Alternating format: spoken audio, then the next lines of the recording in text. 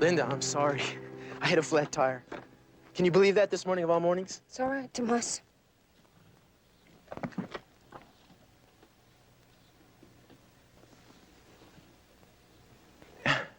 After 3 years, that's all the greeting I get? Tomas.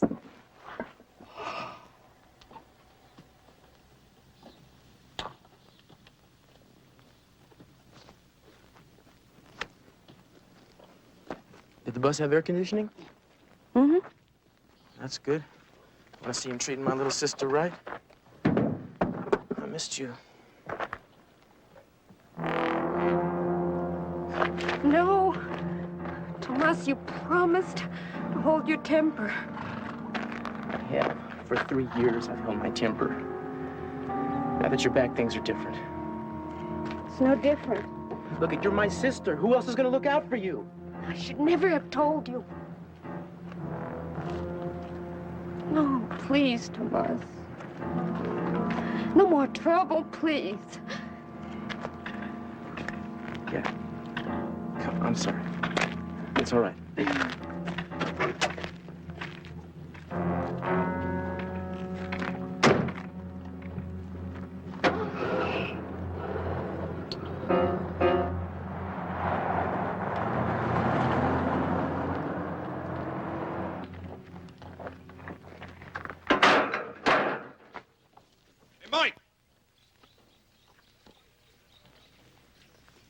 That pipe should have been hauled out there a week ago.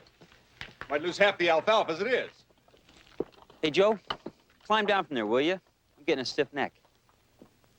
Now, look, Michael, I'm running things around here, and I need some respect.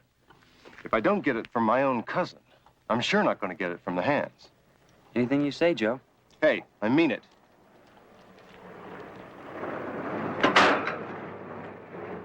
Maybe your little brother will set an example for them.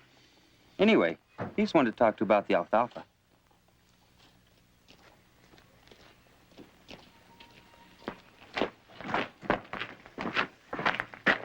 I got to talk to you, too.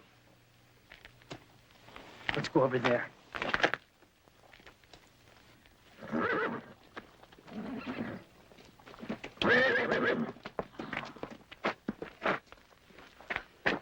Linda Aguilar is back. Linda? Well, had to happen someday, didn't it? Hey, look, don't sweat it. She's kept quiet all this time. What makes you think she's going to talk now? I think Tommy knows. You should have seen the dirty look he gave me in town. Nick, you're a Sandell. Dirty looks go with the territory. Now, let's talk about something important. I told you to water the alfalfa last week. You better shape up, little brother. You're in big trouble.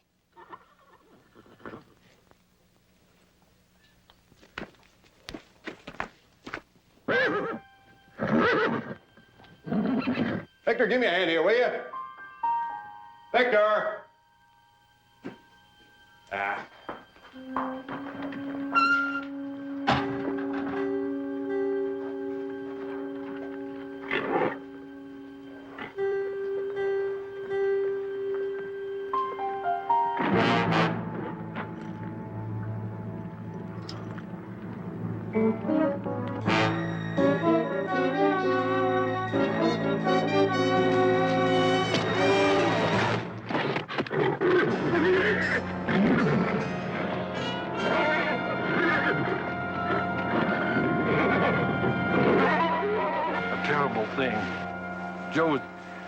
Joe was so young. I should have been with him. Why do you say you should have been with him, Victor? I always stable his horse every evening. But you didn't that night. Some horses got out. I was busy with the others, helping round them up. Do they often get out that way? Maybe once or twice.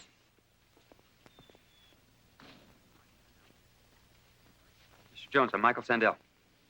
Michael, Carmine's nephew. Haven't seen you since you were in knee pants. If you don't need me, I get back to work. Thank you, Mr. Witness. Thank you. De nada. Gracias.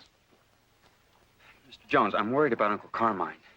This accident with Joe, he's going overboard. Like he's obsessed. Michael? Mr. Jones can decide if I'm crazy or not. I didn't mean that. Get rid of this contraption. Well, Barnaby, been a long time. I thank you for coming. Carmine, I'm glad to see you again. I wish it were for a different reason. This must be Nick. How do you do, sir? Howdy. This is my associate, Jedediah Jones. Come on, sit down. Thank you.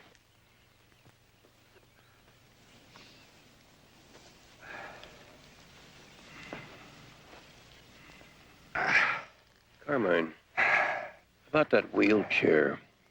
I hope it's nothing serious. The doctor likes to fuss. Well, what did you find out? This morning we went over the sheriff's report, and just now we examined the stall with your man Victor. Everything certainly points to an accident. Why do you think it wasn't? There's no way my son could have been trampled to death by his own horse. I trained Joe to ride myself. He was a superb horseman, Barnaby. Then you're saying it was murder? What else would you call it? Somebody killed my boy. Carmine, why would anyone have wanted to hurt Joe? A rich man's son. That's all the reason some people would need. Anything else?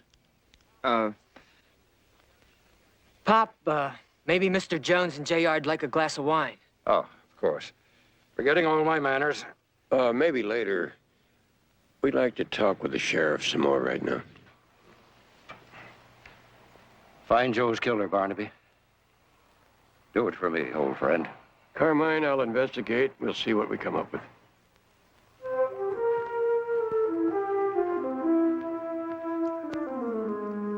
Sick, all right. I thought I told you to isolate this mare until the vet looked at her. I know, but Nick looked at her and said she looked all right to him. He did. Well, I'll just have to talk to him.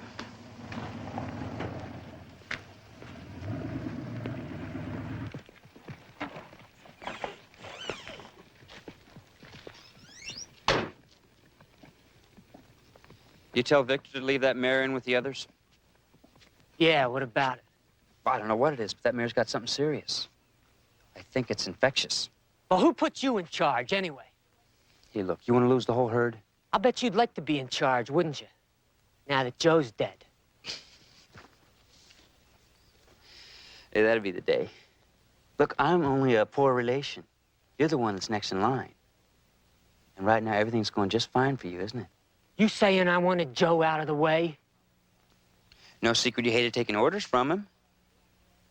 No secret he was your father's favorite. Is that what you started to tell those detectives back there? Nah. I was just going to tell him to go look up Tommy Aguilar. Now, look. What if Linda hadn't clued him in until she got off the bus Tuesday? Yeah? You know, his hot head, he could have exploded like a firecracker and then come looking for revenge. Well, if he's out for revenge, he's not finished yet. He'll come looking for you and me next. It'd be better if we found him first.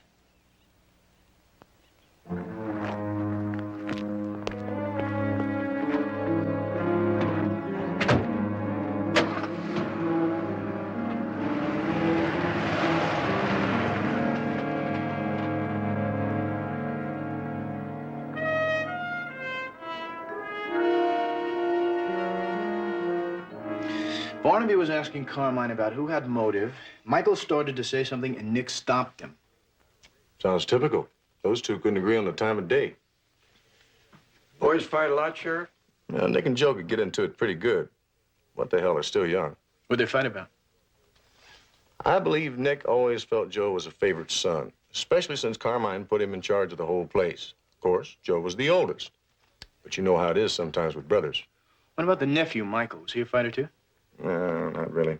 Of course, he has to feel grateful. Carmine took him in after his father passed away. Michael's a ranch manager. It's the same job his old man had. That rivalry between the brothers, that ever show up for any other reason?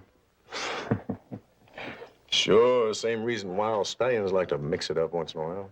Oh? Any particular filly? Donna Morgan. Local talent? Waitress. Santa Carlita Inn, just south of town.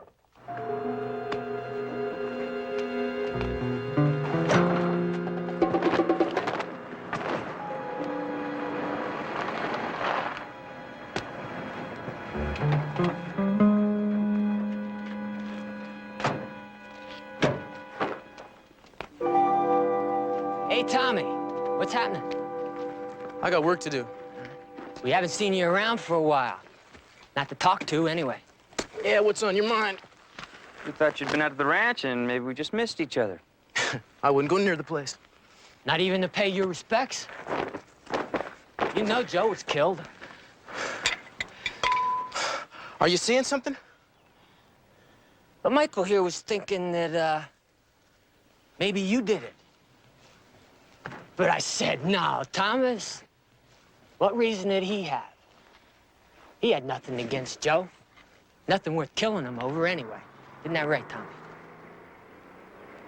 But then I remembered that, you didn't come to the funeral. Everybody in town was there but you. And your sister. She was missing too. Keep my sister out of it. You know, I always thought she liked Joe. She did, didn't she, Tommy? Why don't you get out of here? You know, Joe always liked her. He was really crazy about Linda. I don't want to hear you say her name. Why not? Why can't I say Linda's name? Linda, Linda, Linda. You know why not. You and your pathetic brother, all of you. After what you did? He knows. He killed Joe. Now he wants to kill us. Well, let him try it. How about it, Tommy? We're next, aren't we, huh? You want to get it on right now, You huh? got it coming, I'll say that. And I think you better get out of here. Hey, look at this. Oh, boy, here we go again. You pulled a knife. You see that? Oh, that was dumb. That was really dumb, Tommy. Because now we're going to have to defend ourselves. All right, break it up. Now, I mean it. Put that thing away. Get him off my back. Put it away. When are you boys gonna grow up? That's what I want to know. Get out of here. Come on. Sit. I mean it.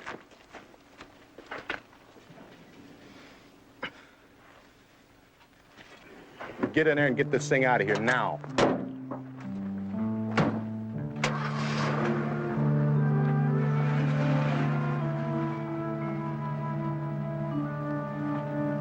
Looks like this one-horse town has got more than its share of wild young stallions.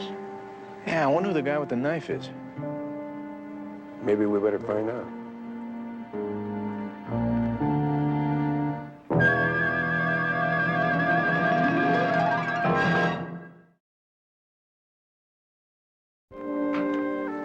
Don't you lie to me. I saw you fighting with them. Like I told you, they started it. Sure. You're the big macho who wants revenge. And they came looking for you? Uh-huh. That's right. That's exactly the truth. Whether or not you believe it, I don't know, but that's the truth.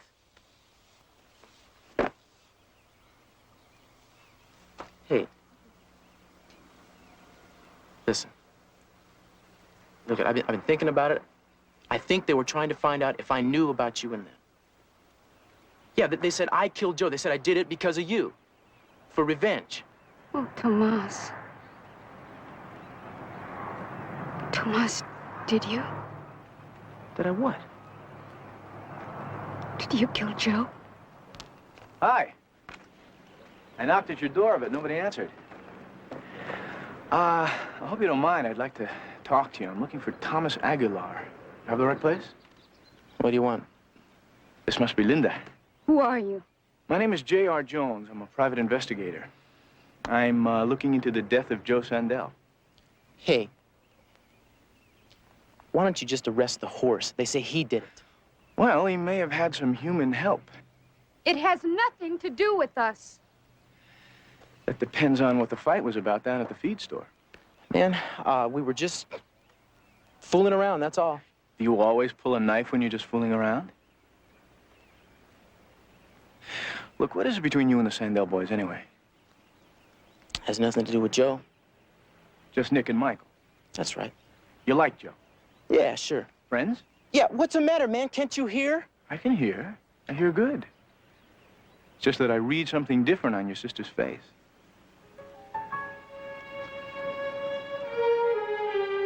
Look, I think you better go.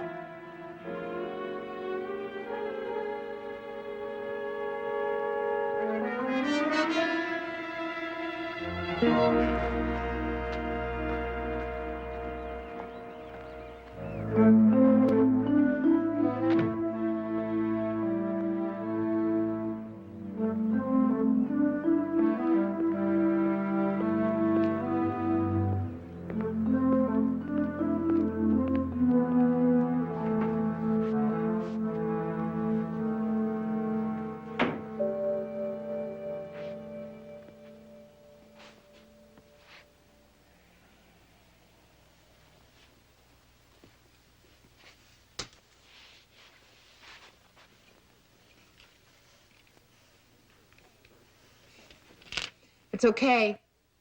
You don't have to pretend you're going to order. Just go ahead and ask your questions. I guess you're on to me. Well, I'll tell you. This town has an average population of about 83 and a half on a good day. Nothing much ever happens, unless listening to Alfalfa Grow turns you on. So when a private detective from the city comes to town, well, that's a biggie. I'm Donna Morgan, Mr. Jones. What's on your mind? I think I'm beginning to understand what set off the sparks between the Sandell boys. That's ancient history. But wasn't that a terrible thing that happened to Joe? You think it was murder, huh? Well, I guess you do, or you wouldn't be investigating it, right? Have you got any idea who might have done it? I thought I was supposed to ask the questions. I'm sorry. The fellas all say I never do know when to keep my mouth shut. Is that what started the trouble between Nick and Joe? Yep, that's what did it. I started sweet-talking Joe just to make Nick jealous. Dumbest thing I ever did. I heard the fight was a dandy. $300 worth of damage in here alone. Made you feel good, huh? Like a princess. Two men fighting over me? Hey, you're not thinking this had something to do with Joe's death? Well, Cain killed Abel, you know. Who? Couple of brothers. You know a fellow named Thomas Aguilar? I know all the fellas in town. Any reason why the Sandell brothers may have had it in for him? Other way around, maybe. He used to work for them until Joe fired him. Anyway, the sheriff saw Tommy with the knife. It would have been self-defense, pure and simple. They're gonna still want to know why he was coming after us, and why he killed Joe. Nick, the whole story's gonna have to come out. No way! Look, I've got to live in this town the rest of my life. You, that's different. You got no ties. You don't have to stick around here while these people rip you to pieces. You know what you're gonna do? You're gonna worry so much about what other people think. You're gonna let Tommy get away with killing your brother.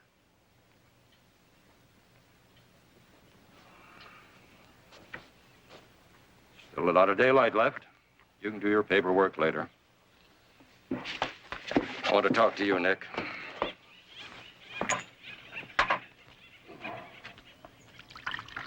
I thought the doc told you to lay off that stuff. Sit down.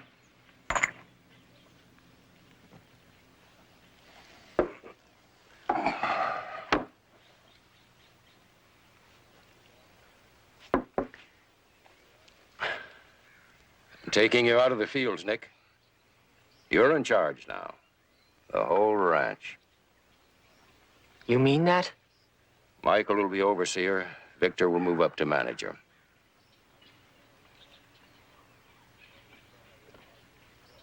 You always thought I was partial to Joe, didn't you? Oh, no, Pop. Oh, you're right.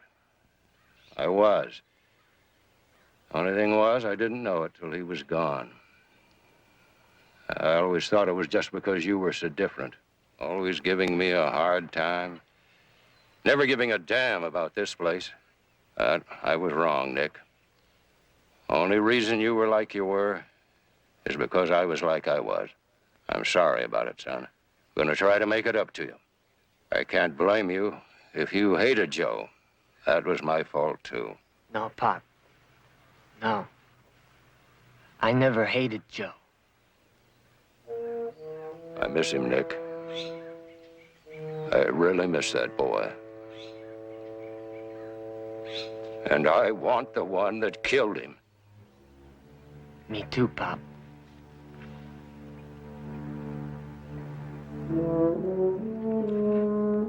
Me too.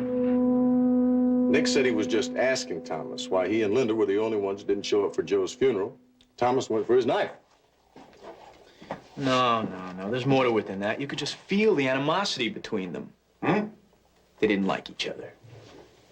Could that be because Joe fired Thomas? Ah, no, that was 2.5 years ago. It would have come out before. Why did Joe let him go? I heard it was jealousy. You see, Thomas knew so much more about horses, it was embarrassing for Joe to keep him around. There's something else. That Linda is all wound up like a spring, you know? Well, Linda's not a well girl. About 3 years ago, they found her wandering in the hills south of town. Really spaced out.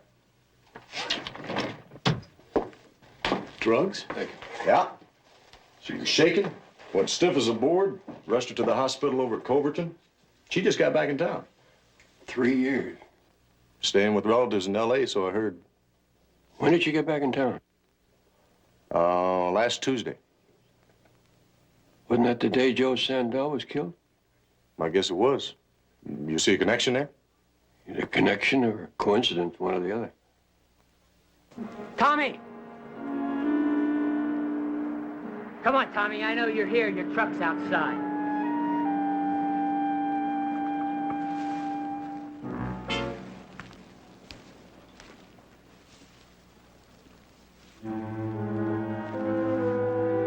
Tommy!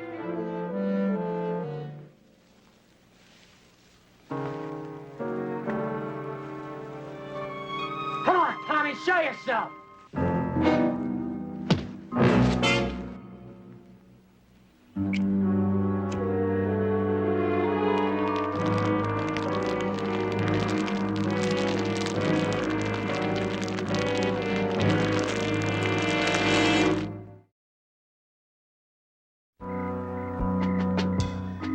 But why do you want Tomas? Nick Sandell is dead. His body was found in the hay barn.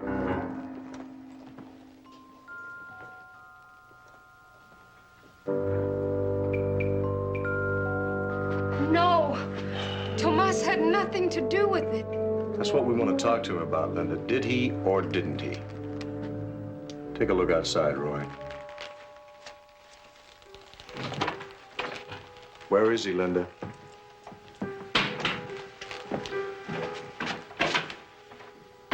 He's not here.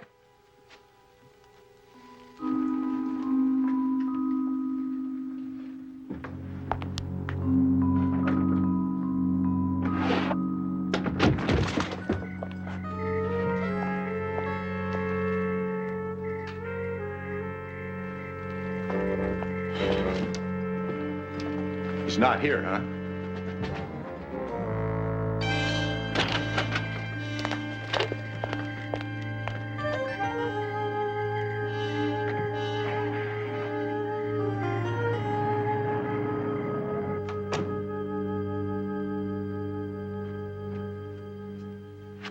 They'll hurt him.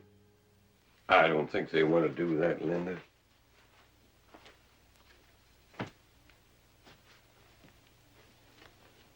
He had nothing to do with it. But his car was seen there. He was gone before the fire started. How do you know that? Well, he phoned me. He was going to get something to eat before he came home. What do you mean? He left his pickup there and he walked? Down the street to the Starlight Cafe. You can ask them. Well, there's no telling when that fire was started. You're just like all the rest. Everybody wants to prove my brother's a killer. We're just after the truth, Linda. Sandel's truth? You're working for him. Don't you think Carmine has the right to know who killed his son? It was not Tomas. Could you tell us anything that might help us to clear him? Linda, look, we know you've been ill. Who told you?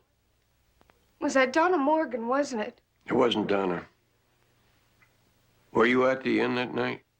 The night they found you wandering in the hills? I don't want to talk about it. Please.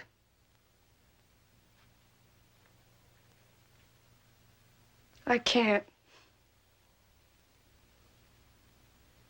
Just go.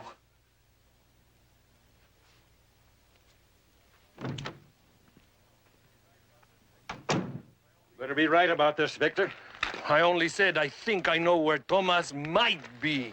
Uncle Carmine, you don't have to put yourself through this. Victor and I can find him. We'll bring him back to you. Besides, it is the sheriff's job. The sheriff? If he hadn't been so sure that Joe's death was an accident, Nick might still be alive. You promised me you would not hurt Tomas, or I would not have agreed to this. Tomas is my friend. If your friend is innocent, he has nothing to fear from me. That's what I promised.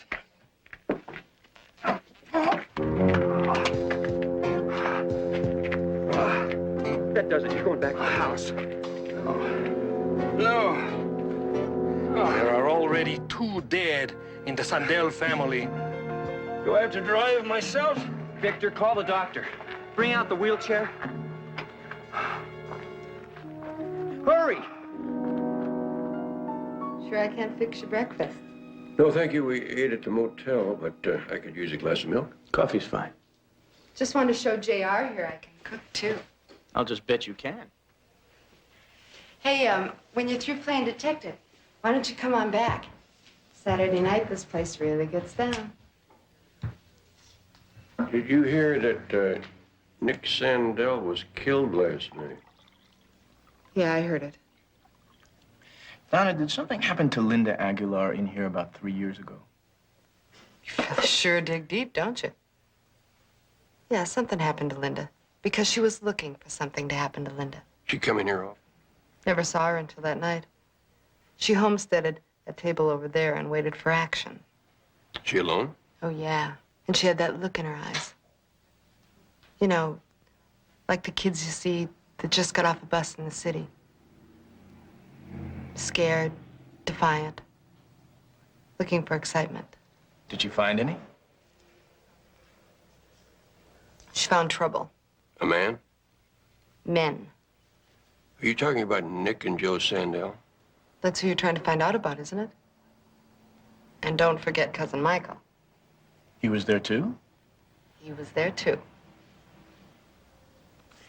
Well, thank you very much for your help. See you soon. Hope so.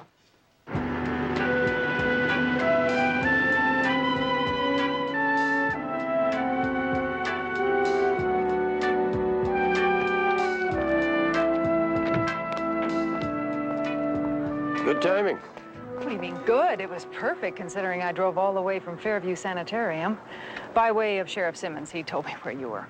Did you say Fairview Sanitarium? Mm-hmm. That's where Linda Aguilar has spent the last 3 years, undergoing intensive psychiatric care. Wait a minute, I thought she just checked into the hospital because she OD'd. She did, on LSD and liquor.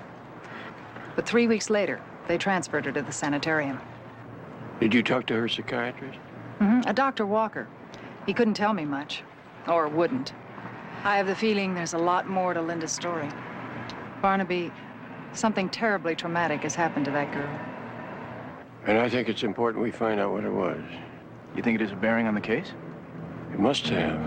Or why doesn't anybody want to talk about it?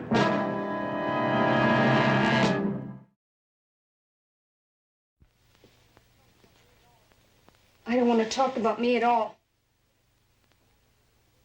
Here. Let's talk about this. I started it in the hospital. It's a sweater for Tomas. Linda, we're just trying to find a killer. The quicker we do, the quicker your brother can come out of hiding. That is, provided he is innocent. Running away only makes it worse. Dr. Walker did not betray your confidence, Linda.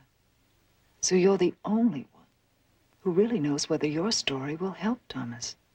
That's just the point. Don't you see? It will make everyone sure that he's the one who killed them. Maybe not. Maybe you just think it will. Linda, won't you please trust us?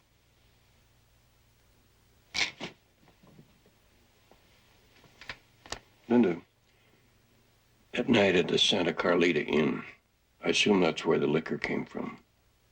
Where did the LSD come from? Someone put it in my drink. You actually saw him do it? No. Dr. Walker explained it to me. One of the Sandell boys? It had to be. They kept me all to themselves. Linda, it's very important that we know everything that happened that night.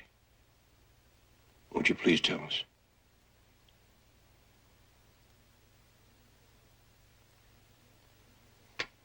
I had never been to a place like that. I'd never been allowed to go out. Now they couldn't stop me. Your parents? God rest their souls. My brother, he was the worst. Overprotective? Enough to want revenge? But he didn't do it. He promised me on our parents' grave. I told him that it was all my fault. That I had taken the acid myself. That I'd even asked for it. Well, that sure would explain the bad feeling. What did you do? Just stay there and drink? And we laughed.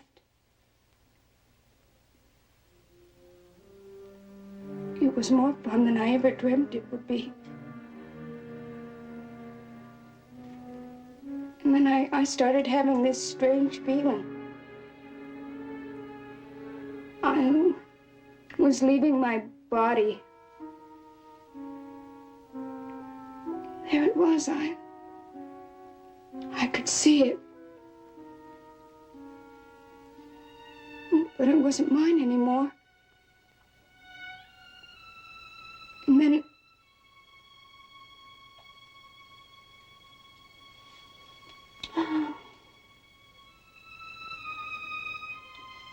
And then I couldn't remember anything else.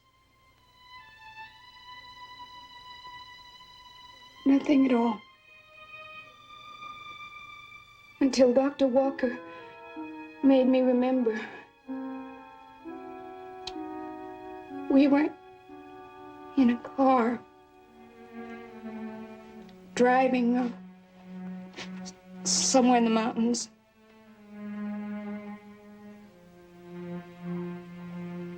We stopped.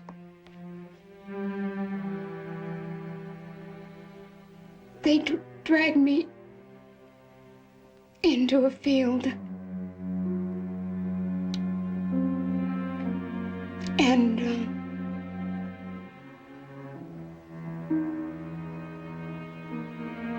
they raped me.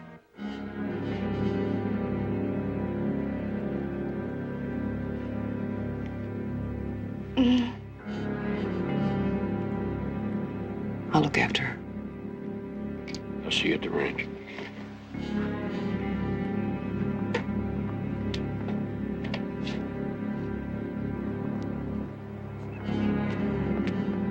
She's right. It does point the finger at Thomas. Sounds like the classic revenge motive, doesn't it? If the motive holds up, Thomas isn't finished yet. 2 down and 1 to go. Michael. We better find him. You're right. My life is in danger. I've known that ever since Thomas pulled the knife on us. When you and Nick were at the feed store. Yeah, that's what that whole number was about. What happened to Linda? God knows we're sorry. I can't tell you how I've regretted it. Over and over. Why do you suppose Thomas waited so long to take his revenge? Yeah, it's been 3 years. He didn't know then. I guess Linda never told him until she came home just the other day. You mean the day that Joe was killed? Right. That's why Nick and I went to see Tommy. To find out if she had told him and to try to make peace. He did know. Man, did he ever. I guess I don't have to tell you to watch your step. As much as I can, Mr. Jones. Only someone has to watch the ranch.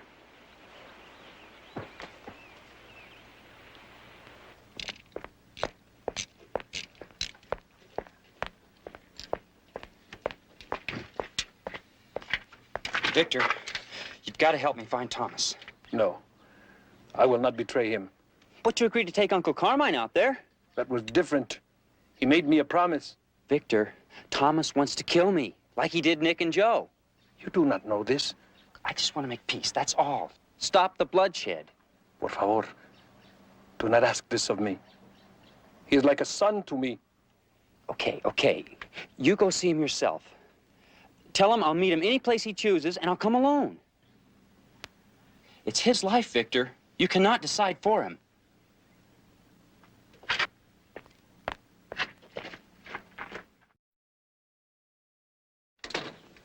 Oh, Mr. Jones? I'm Dr. Sloan. Carmine wanted very much to see you, but I couldn't allow it at this time. You ought to be in the hospital anyway. He probably dug in his heels and won't go. You seem to know him pretty well.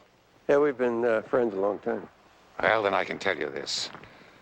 Carmine Sandel's a dying man. Before this tragedy to his sons, I gave him a year. Now, I don't know. Of course, he's pig-headed enough to make a liar out of me. Did the boys know how sick their father was? They were told. Carmine refused to accept it. Still does. What about Michael? Was he told too? All the relatives were told. Dr. Sloan, you'd be a big help to us if you told us who the others are. No others. Just the 2 boys and Michael. And now there's just Michael. The only one. And you're sure about this, Doctor? I should be. I've attended every birth and death in the Sandell family for over 40 years. Thank you very much, sir.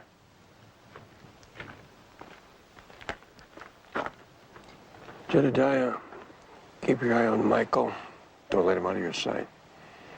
There's apparently a very important question that we've neglected to ask Linda.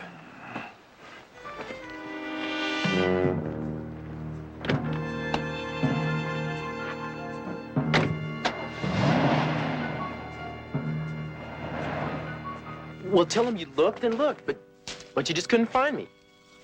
Are you sure, Tomas? Maybe you're wrong. Better wrong than dead. One thing I do know. The longer you hide, the worse it will be for you. No. Not if I never go back. I saved my money, Victor. And I think Linda will be better off some other place. Did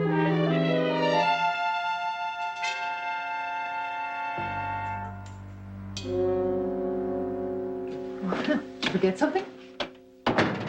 I should have realized there were 2 parts to this thing. Linda, you explained how you were able to calm Thomas down by taking the blame for the drugs. Mm-hmm. Then there's the other part. What did you tell him about the rape? Oh, nothing. Nothing. I never mentioned that. Never. He would have killed all 3 of them. Barnaby, that means Thomas doesn't have a motive. For anger, maybe, but not for murder. But somebody else does. I think that Thomas is the one in danger now. Where's he hiding? I don't know. I really don't. But Victor, maybe he knows. I suggest we find out.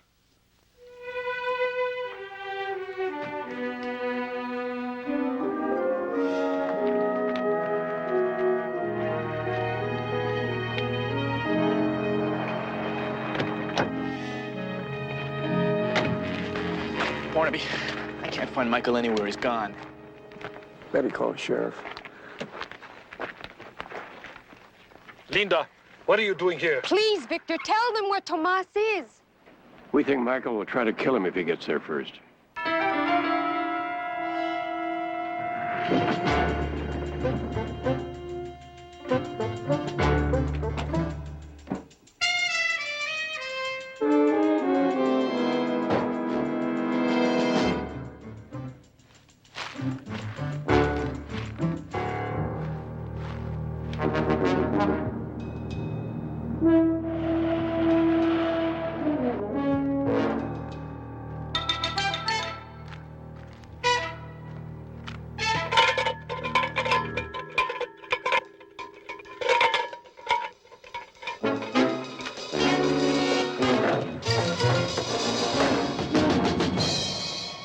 Well.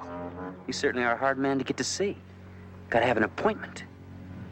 What do you want? First off, I want that little pig sticker you carry in your belt. The knife! Come on!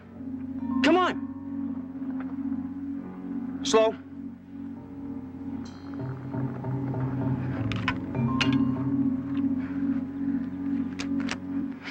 I have to make it look good, you know? I mean, you came on like El Toro himself before I had to shoot you in self-defense. You killed him, didn't you? No, Tommy, you did. Revenge. Only thing was, when you came after me, I got lucky. It was Linda, right? It was the day Linda came home. That's when you got the idea. You were a natural. It wasn't hard to get everybody thinking you did it. Only now I gotta make sure you're not around to prove you didn't. You can understand that, can't you, Tomas? I can understand that, Michael. One thing I can't understand is how you could do something like that to Nick and Joe. That family took you in. And worked me like any other hand. Yeah. Well, now I'm not just a poor relation. Now when the old man dies, I'll be the only living relative, thanks to you.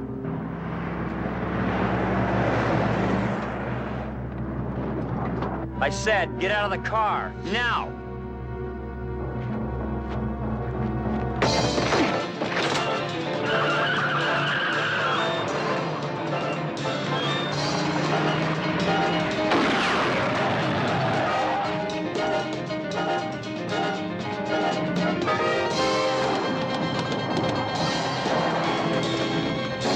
Hola, Michael!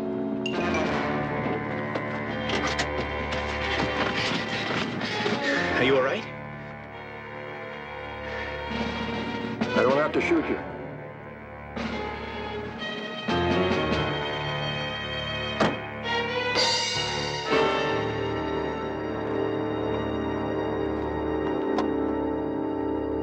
Thomas, from what I've heard, you're going back to work for Carmine Sandell. From what I've heard, he can't get a better man. Oh, no. He just feels he owes me something because of what happened, that's all. Carmine Sandell? Don't let him fool you like he fooled the doctor. He doesn't do anything he doesn't want to do, including...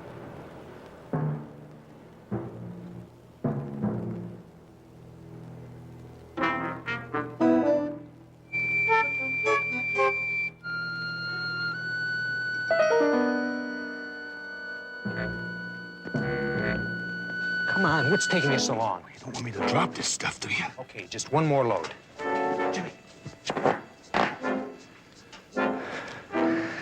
Deep down, you know this job doesn't stand one chance in hell of working. Jimmy, you gotta listen to me. With our records, the next time they'll throw away the key. I'm sick of your noise and your whining. Now, you either shut up now or I'm gonna dump you right here. Ease off, Jimmy. Take it easy.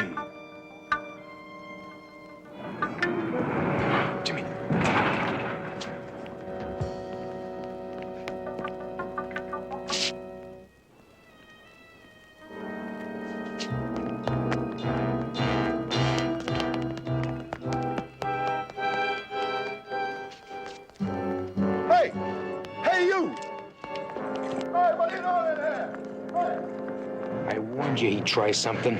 Yeah, let's just get out of here.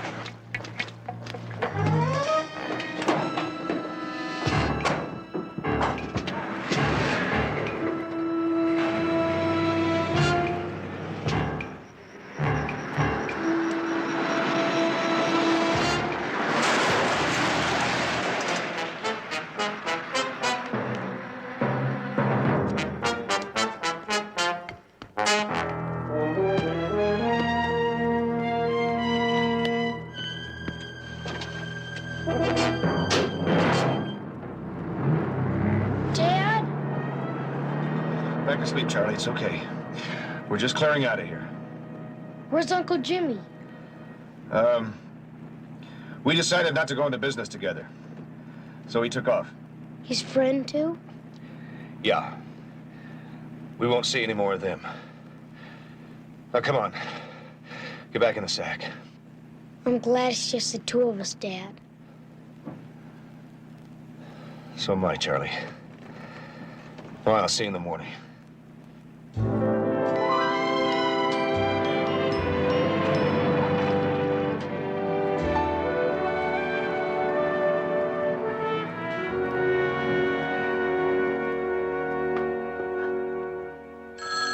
Oh, can you fellas get that? I... No, never mind. I'll get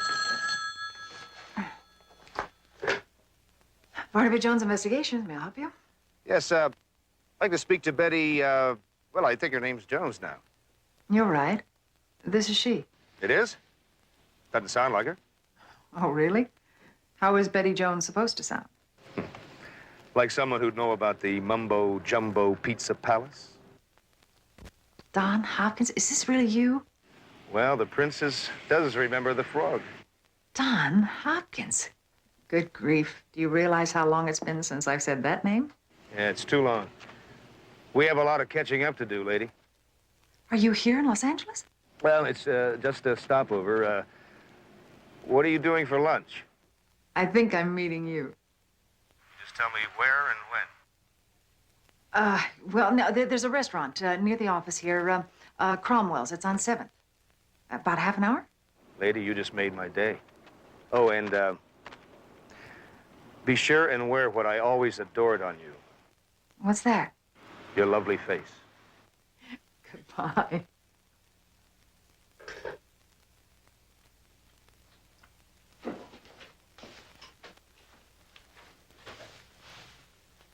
Now, that is a faraway look if I ever saw one. I just heard a voice that I thought I'd never hear from again, that's all. Ah, Mr. Wright returns. Oh, no. Don Hopkins was never Mr. Right. Oh, we dated a couple of times in college. We were friends, but he was a little too far out for me. He could make me laugh. Campus kook. Sounds familiar. Listen, we're going to have lunch, so if you two will tell me what you want from the deli, I'll be happy to get it for you before I leave. No, just have your reunion. Look it along. It's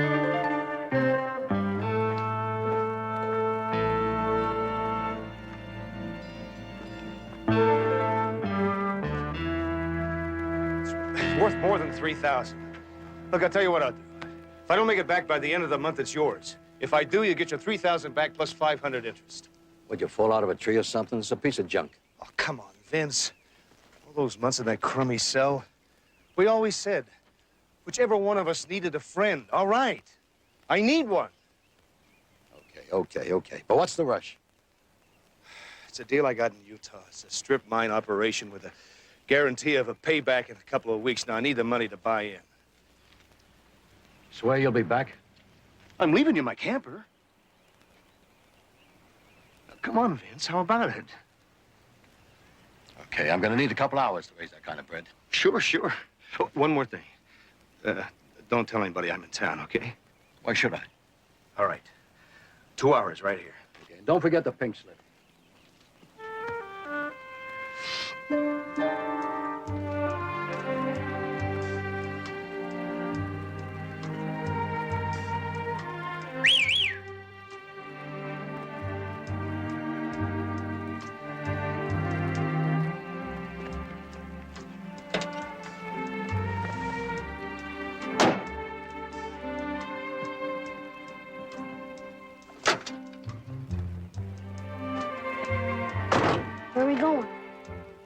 I want you to meet a lady. Another friend who worked with you in Saudi Arabia? Saudi Arabia. No, she's a friend I've known since college. As a matter of fact, you're gonna like this one.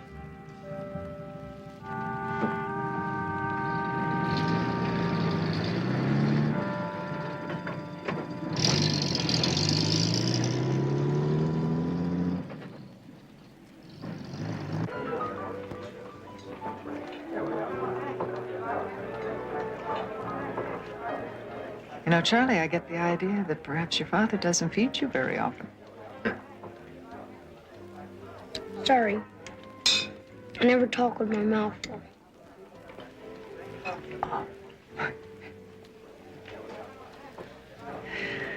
Well, Don, you told me all about your geological work and all the exotic places you get to go to. What about you and your family? You're looking at it. Well, there was something I didn't tell you before. Charlie's mother passed away about a year ago. Oh, I'm sorry. Well, it was kind of rough, especially for Charlie. I was on a project in Saudi Arabia. Didn't hear about it until a few months later. They said they sent word, but they didn't. It's terrible. And we both missed her quite a bit, don't we, Charlie? Yeah. Poor little guy. He's still not used to me yet. You see, because the dumb authorities never reached me, they put Charlie through a game of musical foster homes for the past year until we finally caught up with each other. And so now you're making up for lost time. Yeah. And looking for a job. Stateside this time, so we won't have to be apart anymore. Oh, that's nice. Have any prospects? Yeah, a couple of possibilities. As a matter of fact, if you guys will excuse me, I'll go make a phone call, which just might solve all my problems. I want you two to get to know each other.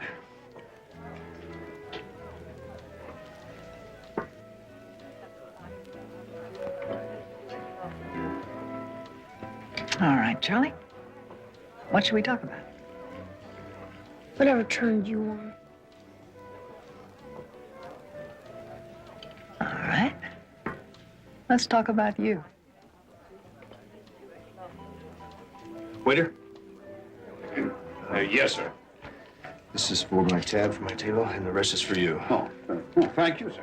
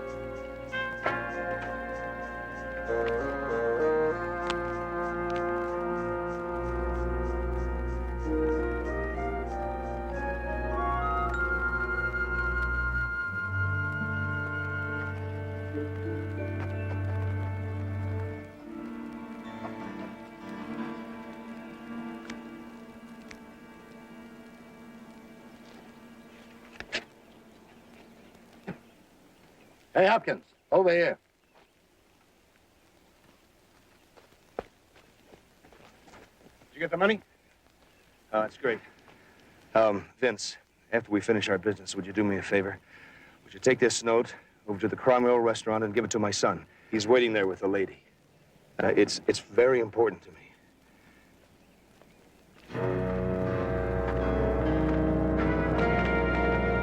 Fake! Hopkins. Oh, it's a nice sunny day. Relax. Smell the pretty flowers? We decided to give you a second chance, boy. Yeah, no questions asked. I don't want a second chance. I didn't want in the first place. But we need you. Reynolds, your plan is no good. Sure it is. Don, now that you're with us again, see, old buddy, you really don't have a choice here unless you're tired of living. Okay. Okay. Attaboy. You did the right thing. Hey, Vince, don't forget to get that note to my son, please. Sure, don't worry. Let me see it. Just a note he wrote to his kid. I said I want to see it.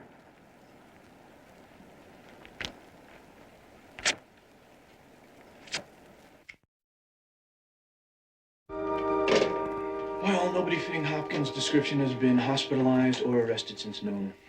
That's a relief. Except what do we do now? You said he just returned from Saudi Arabia, where he had a 2-year job as a geologist. And he was checking into a new job. It certainly doesn't make sense that any job could be that immediate that he couldn't even say goodbye. Well, it's been about an hour since I called missing persons. Oh, no, Barnaby, it's late. And you know Friday night traffic. You and JR, go on home. I'll stay. I have a better idea. Why don't you call the exchange? Tell him to give Don your number when he calls. Oh, good. Then Charlie could stay with me until we hear from him. Yeah, I'll call for you. Going home. All right, thanks. We'll be in touch.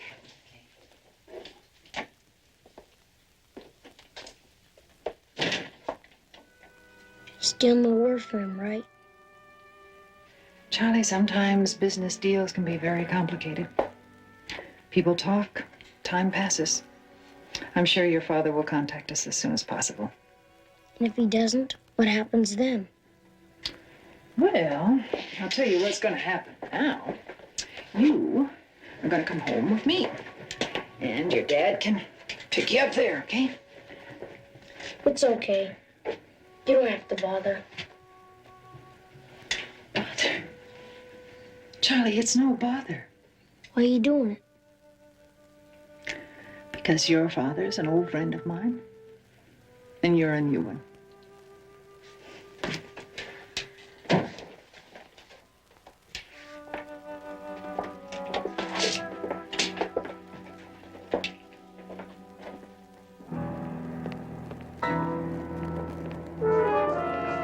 Right on the mark. It's 335 feet from the rear of the building to the first window facing the vault. Let me see the map again. It's a waste of time. Well, maybe if we did a little more calculating before the San Diego job, we wouldn't have messed it up. Oh, well, all we needed was your little old secret weapon right here. Look, I did time for passing bad checks. It's not exactly like busting open a vault. Well, there's a first time for everything. All that demolitions experience you got in Nam, you could be the top soup man in the business. I don't like your business. Besides, I have a son to think about. All right, and this one job could take care of the both of you for life. It's time to get something to eat and then get ready. We're going at 10 o'clock when everything's nice and quiet.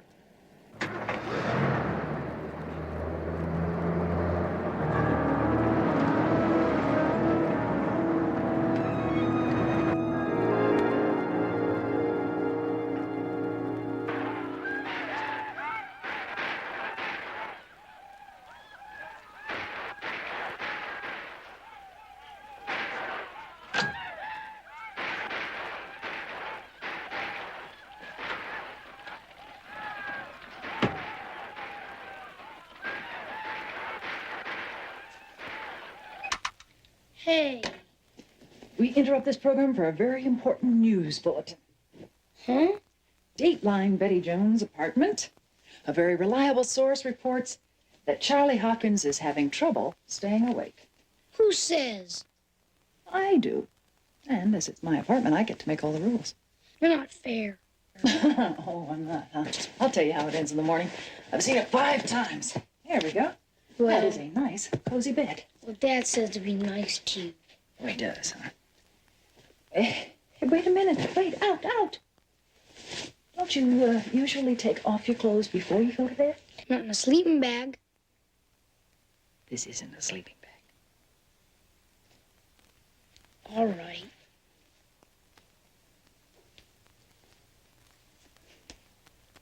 Now don't look till I tell you. All right.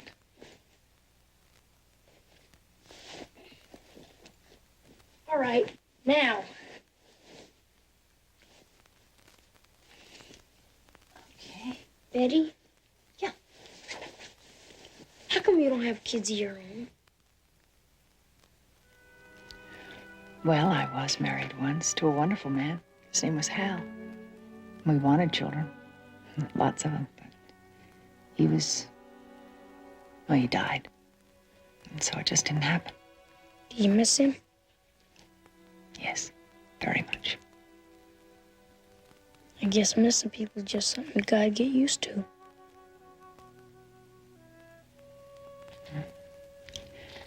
It's easier when you have good memories.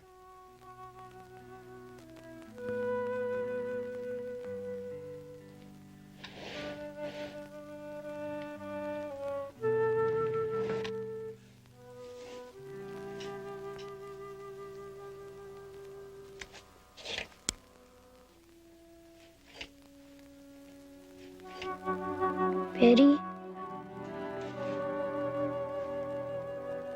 Good night. Good night, Charlie.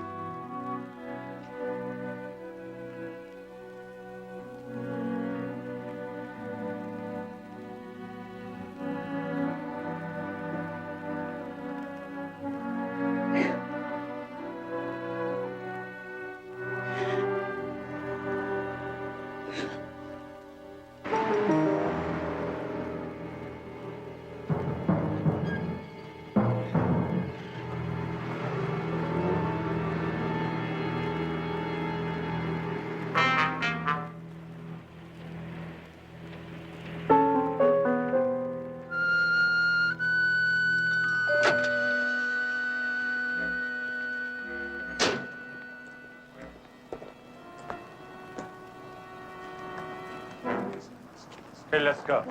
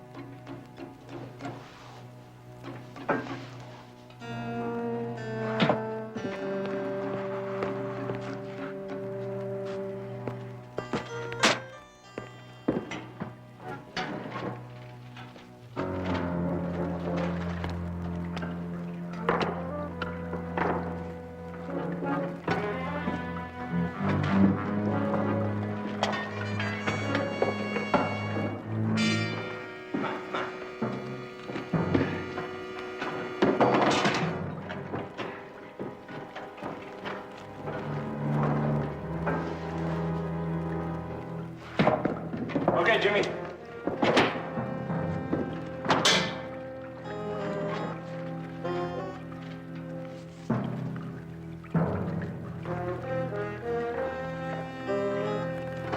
This way.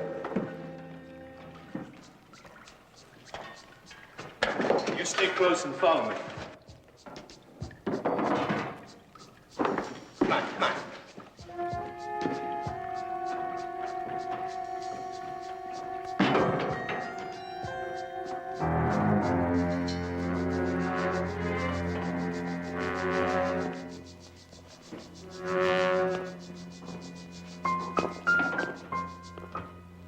Right about here.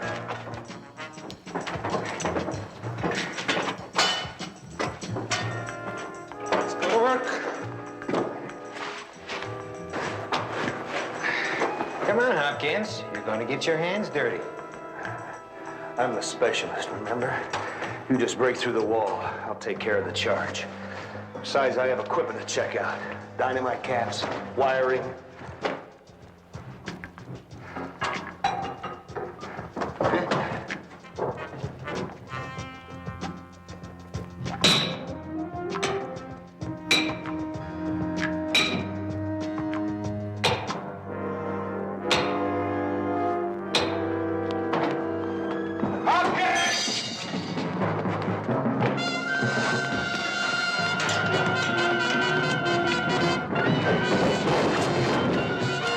Okay, sucker. You asked for it. Now, Jimmy, don't. We need him. Understand? We need him.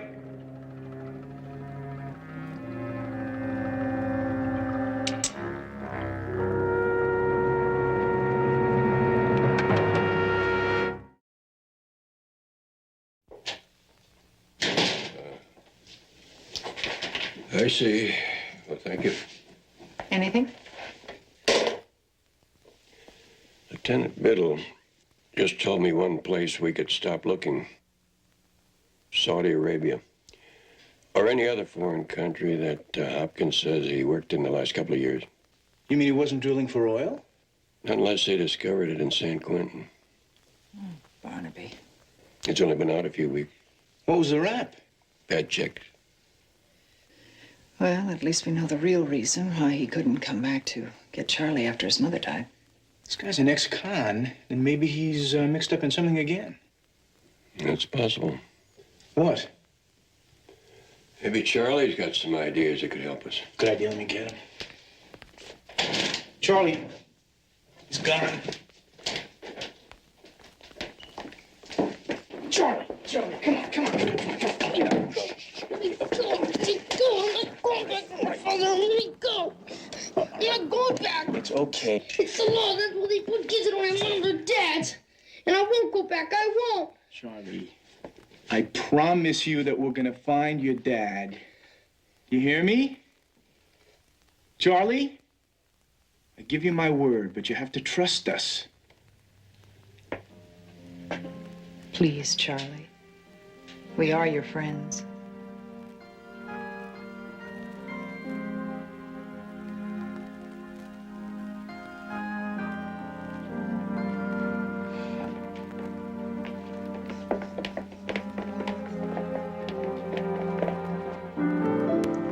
These business appointments of your father's, what kind of business? That geology stuff, I think. I'm mostly waiting in the camp while they talked. Well, who talked? Uncle Jimmy and another man. I don't remember his name. They want him to go into another oil deal? Guess so. Well, what did your father say to that? He didn't want to do it. So then did the men go away? 2 nights ago. Didn't you ever see them again? Dad said Uncle Jimmy was gone for good. Him and his grouchy friend.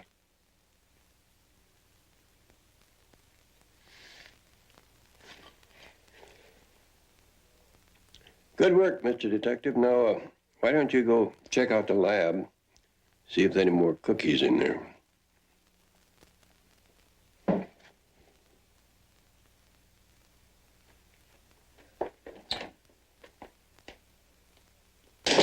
And Jedediah and I'll take a run down to headquarters, see what else we can dig up on Hopkins. Yeah, see if we can get some kind of a make on Uncle Jimmy and his grouchy friend. And I'll take Charlie to lunch. I happen to know there is not another cookie on the entire floor. Oh, I wouldn't share that cupcake.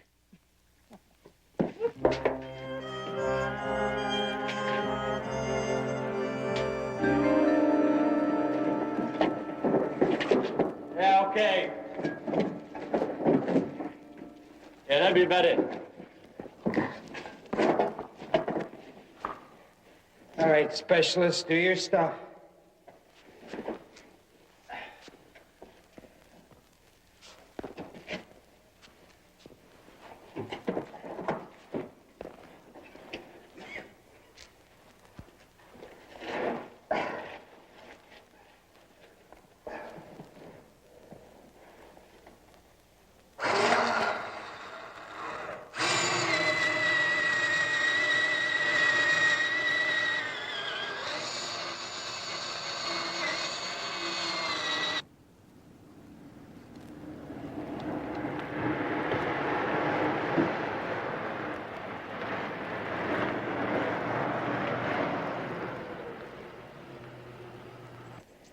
I already know what I want. A double bango burger and a super bango milkshake.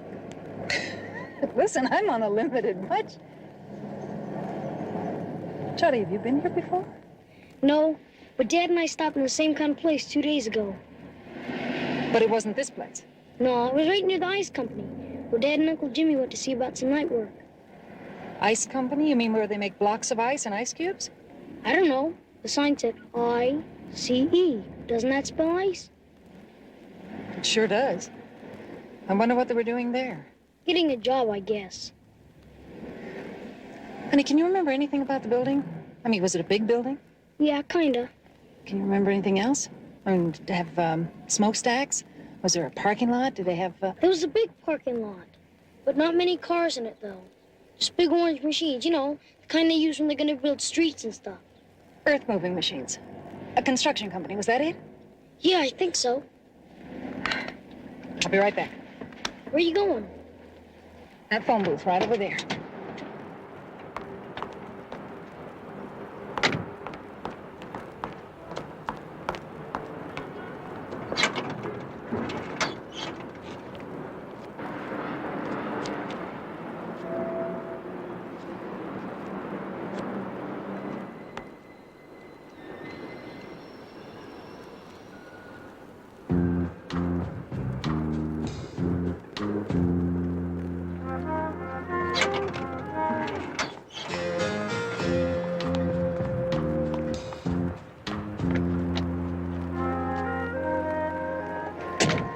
Does the International Construction and Engineering Company sound familiar to you? Yeah? I think.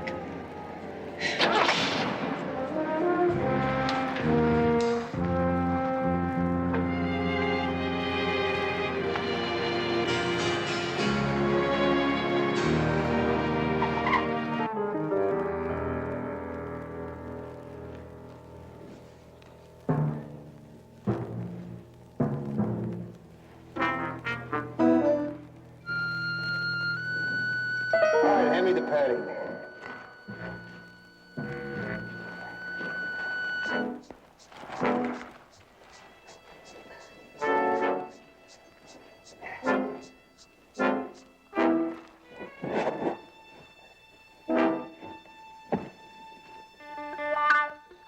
All right, that's it. Better get someplace safe. Yeah, well, we go where you go. All right, all right. Just afraid somebody driving by will hear the blast. Yeah, well, we'll take our chances on that.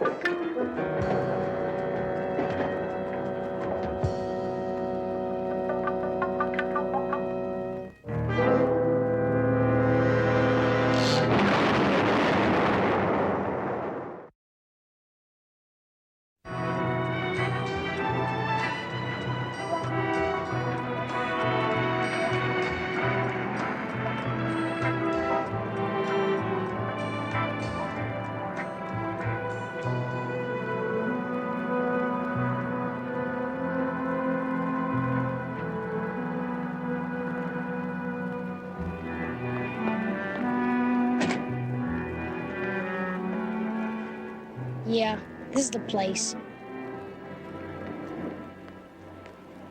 Hi. Can I help you folks? Oh, well, I hope so. I'd really like to talk to your director of personnel. We're trying to locate a couple of friends of ours who applied for a job here a couple nights ago. I was hoping maybe I'd get an address off of one of the applications. Night, did you say? Yes, Thursday night. You got the wrong yard, ma'am. This place closes promptly at 5 o'clock every day. And it sure couldn't have been Thursday night, because that was the night of the robbery. Gee, what robbery? Oh, some thieves. They broke into the warehouse. 3 of them, they said. They stole some digging tools and some dynamite. Well, I'm sure it wasn't done by any of my friends. I'm sorry to have bothered you. Thank you very much. That's quite all right. Oh, would it be all right if I used your phone? Sure. Help yourself.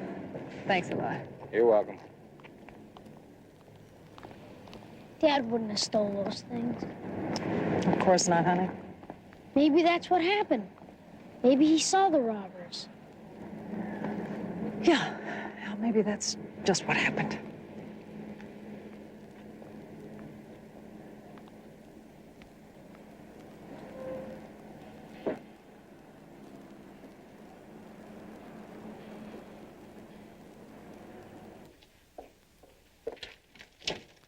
There's a call for you, Mr. Jones, the second line. Oh, thank you very much. When does Lieutenant Biddle come back? Oh, when he's called to the inspector's office. Sometimes we don't see him for weeks. Well, when you talk to him, tell him thanks for the courtesy. Barnaby Jones. Thank heavens I found you, Barnaby. I think I pinpointed one of those business appointments Don and his friends had. Yeah, where? I think they broke into a construction yard out here in Burbank a couple of nights ago. Stole some digging tools and dynamite. Does that make any sense to you? It does when you put it next to something Jedediah just dug up about Hopkins. Seems he was a demolition expert in the Army. His last cellmate at San Quentin was a bank robber named Jimmy Dorsett. Uncle Jimmy. Yeah, it could be. Dorsett and another ex-con are the prime suspects in an attempted bank robbery in San Diego a couple of weeks ago. They used too much explosive and botched the job. Oh, no. Don's with them, and it could mean they're planning another bank robbery. Yeah, it could be. Jedediah and I are finished here. We'll see you back at the office. All right, we'll see you there later.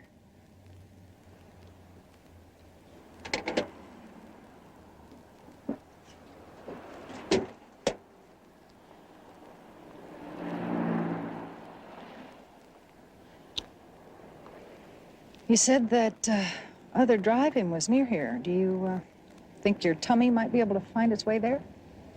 I suppose you told the police you think my dad's a robber. Honey, I was just talking to Barnaby. I suppose you told him. Only that maybe, just maybe, your father's mixed up with some very bad men. And we think it's very important that we find him as soon as possible for his own good. Will you help?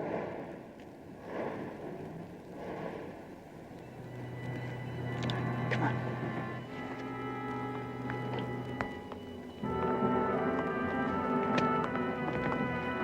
Charlie, does Uncle Jimmy ever mention anything about a bank? No, he never talked about that. But he took me to this coin place once. And he took me up to this lady and asked her a lot of questions. About what? He said he was going to buy some coins for me, but he never did.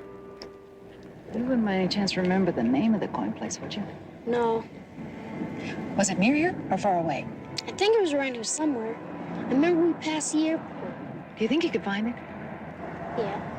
Let's drive around and see if you can. Why? How's finding a dumb coin place going to help us find my dad? Well, I'll tell you, Charlie. Half the battle with the detective business is finding clues. And once you find one clue, it always leads to another clue.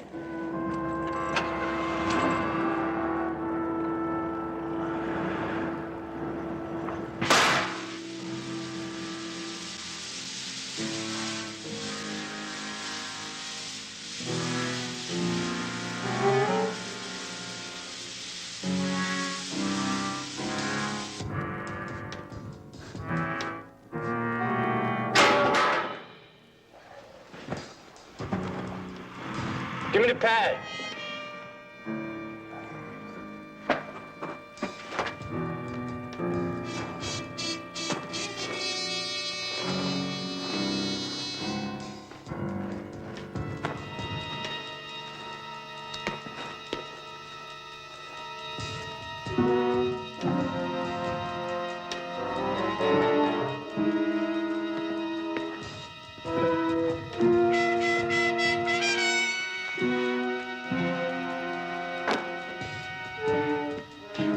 This is it.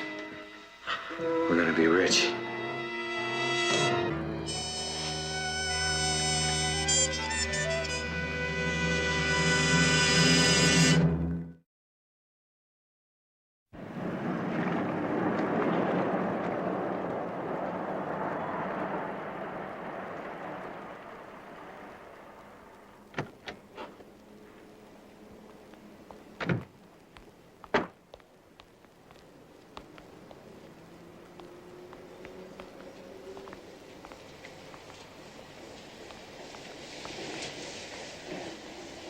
There, that's the place.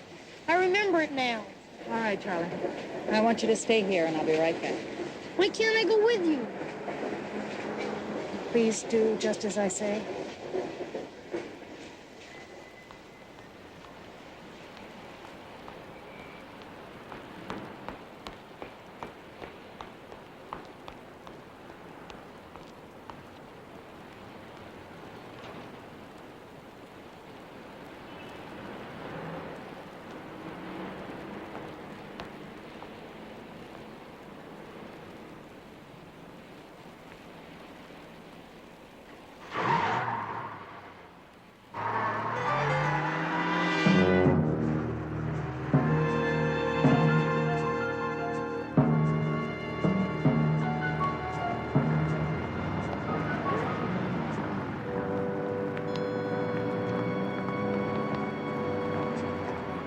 Did you find anything?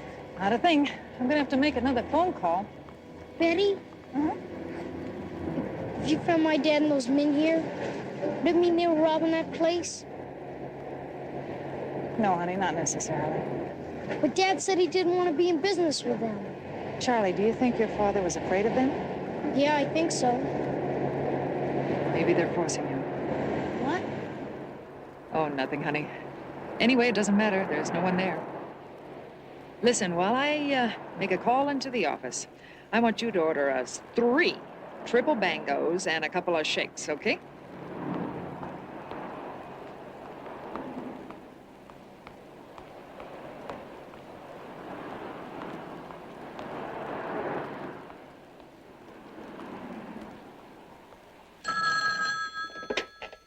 Barnaby Jones Investigations. Barnaby, this is Betty. Betty, where are you? I thought you were coming back here. I'm at the Parkhurst Coin Exchange on Fairlawn Drive. What are you doing there?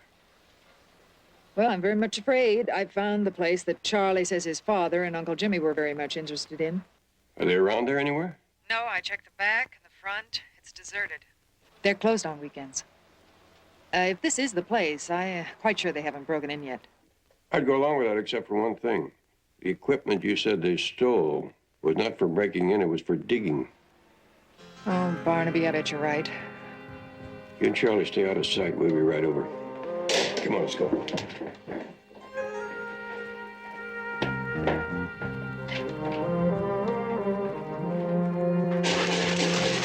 Nice beach. Why don't we take a break? Why don't we get out? The longer we stay here, the better the chances are of us getting caught. Who's gonna catch us? Nobody knows we're here. I keep thinking we might have tripped one of those alarms. Then they'd have been here a long time ago. Well, maybe they are, and we don't know it. There could be a dozen cops just outside that door waiting for the manager to come down and open up the vault. You don't know what you're talking about.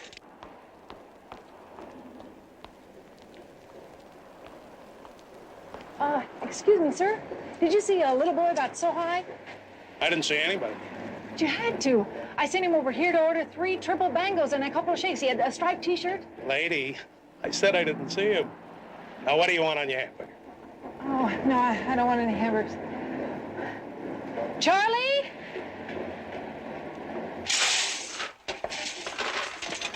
Yeah, that's it. We got enough. Let's go. Are you crazy? Look at all those. There could be millions in there. I don't care. We're not pushing our luck. Let's go. Okay. Okay.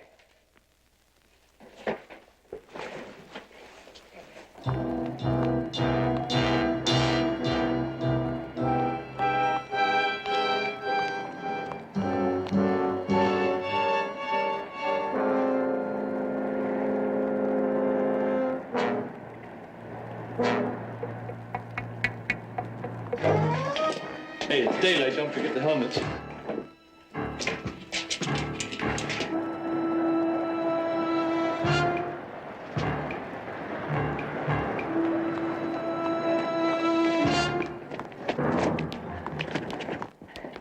Charlie's disappeared. I can't find him anywhere. Where'd you see him last? Over there. I'm gonna look over here.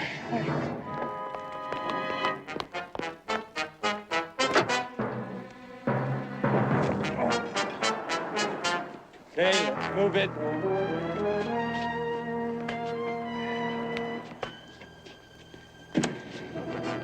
Dad! Charlie, You were robbing that place, weren't you? what's going on? What the hell's he doing here? I know you robbed it. I know. How did you get here? With Vic. We can use the kid. We'll take him. We don't touch him.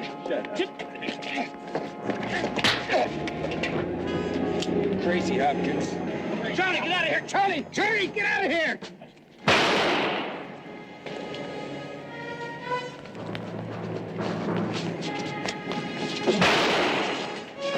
Hold it right there. Drop it. Back up.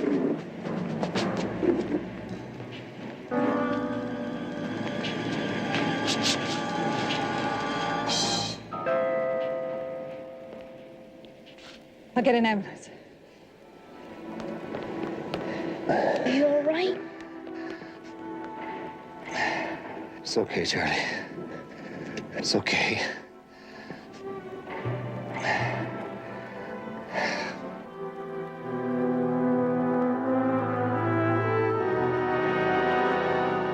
going back to jail now? Looks like I might not have to. Yeah, Barnaby's working on it, Charlie. That's right, Charlie. Those two men confessed that they forced your father to help them. And he may get a suspended sentence. And you two can pick up just where you left off.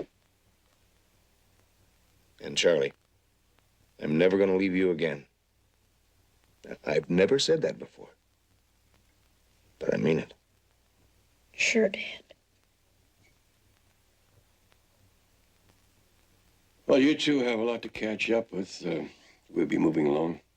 Good luck. Thanks again.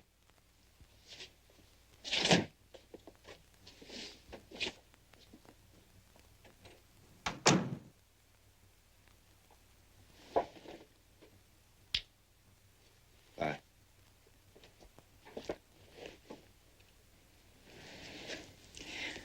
We'll miss you, Charlie. Will you send me a postcard now and then?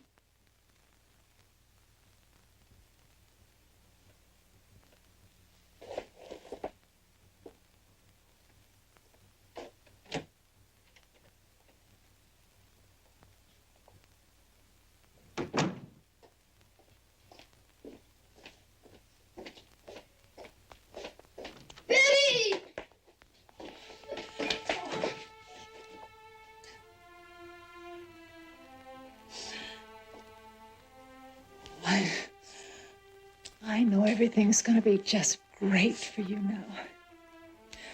You and your dad are gonna have a super life together. That is, if he doesn't decide to leave again. Oh, honey. That's what's been bothering you, isn't it? Well, don't you give that another thought. Because something very special happened out on that street today.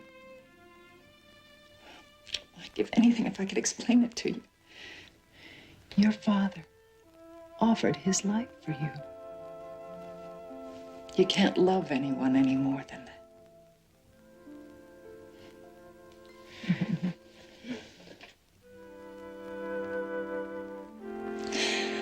Hey.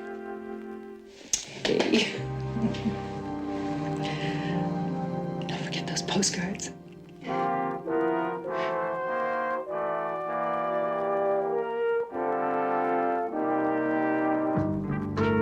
The afternoon sun cast long, amber shadows across the dusty landscape of Santa Carlita as the inner-city bus rolled to a heavy halt. Linda Aguilar stepped down onto the gravel, her eyes blinking against the bright glare. She had been away for 3 long years, and the familiar scent of dry earth and sagebrush brought a sudden wave of warmth to her chest. She stood by her worn suitcase, waiting with a hopeful heart. A few moments later, a dusty pickup truck screeched to a halt nearby.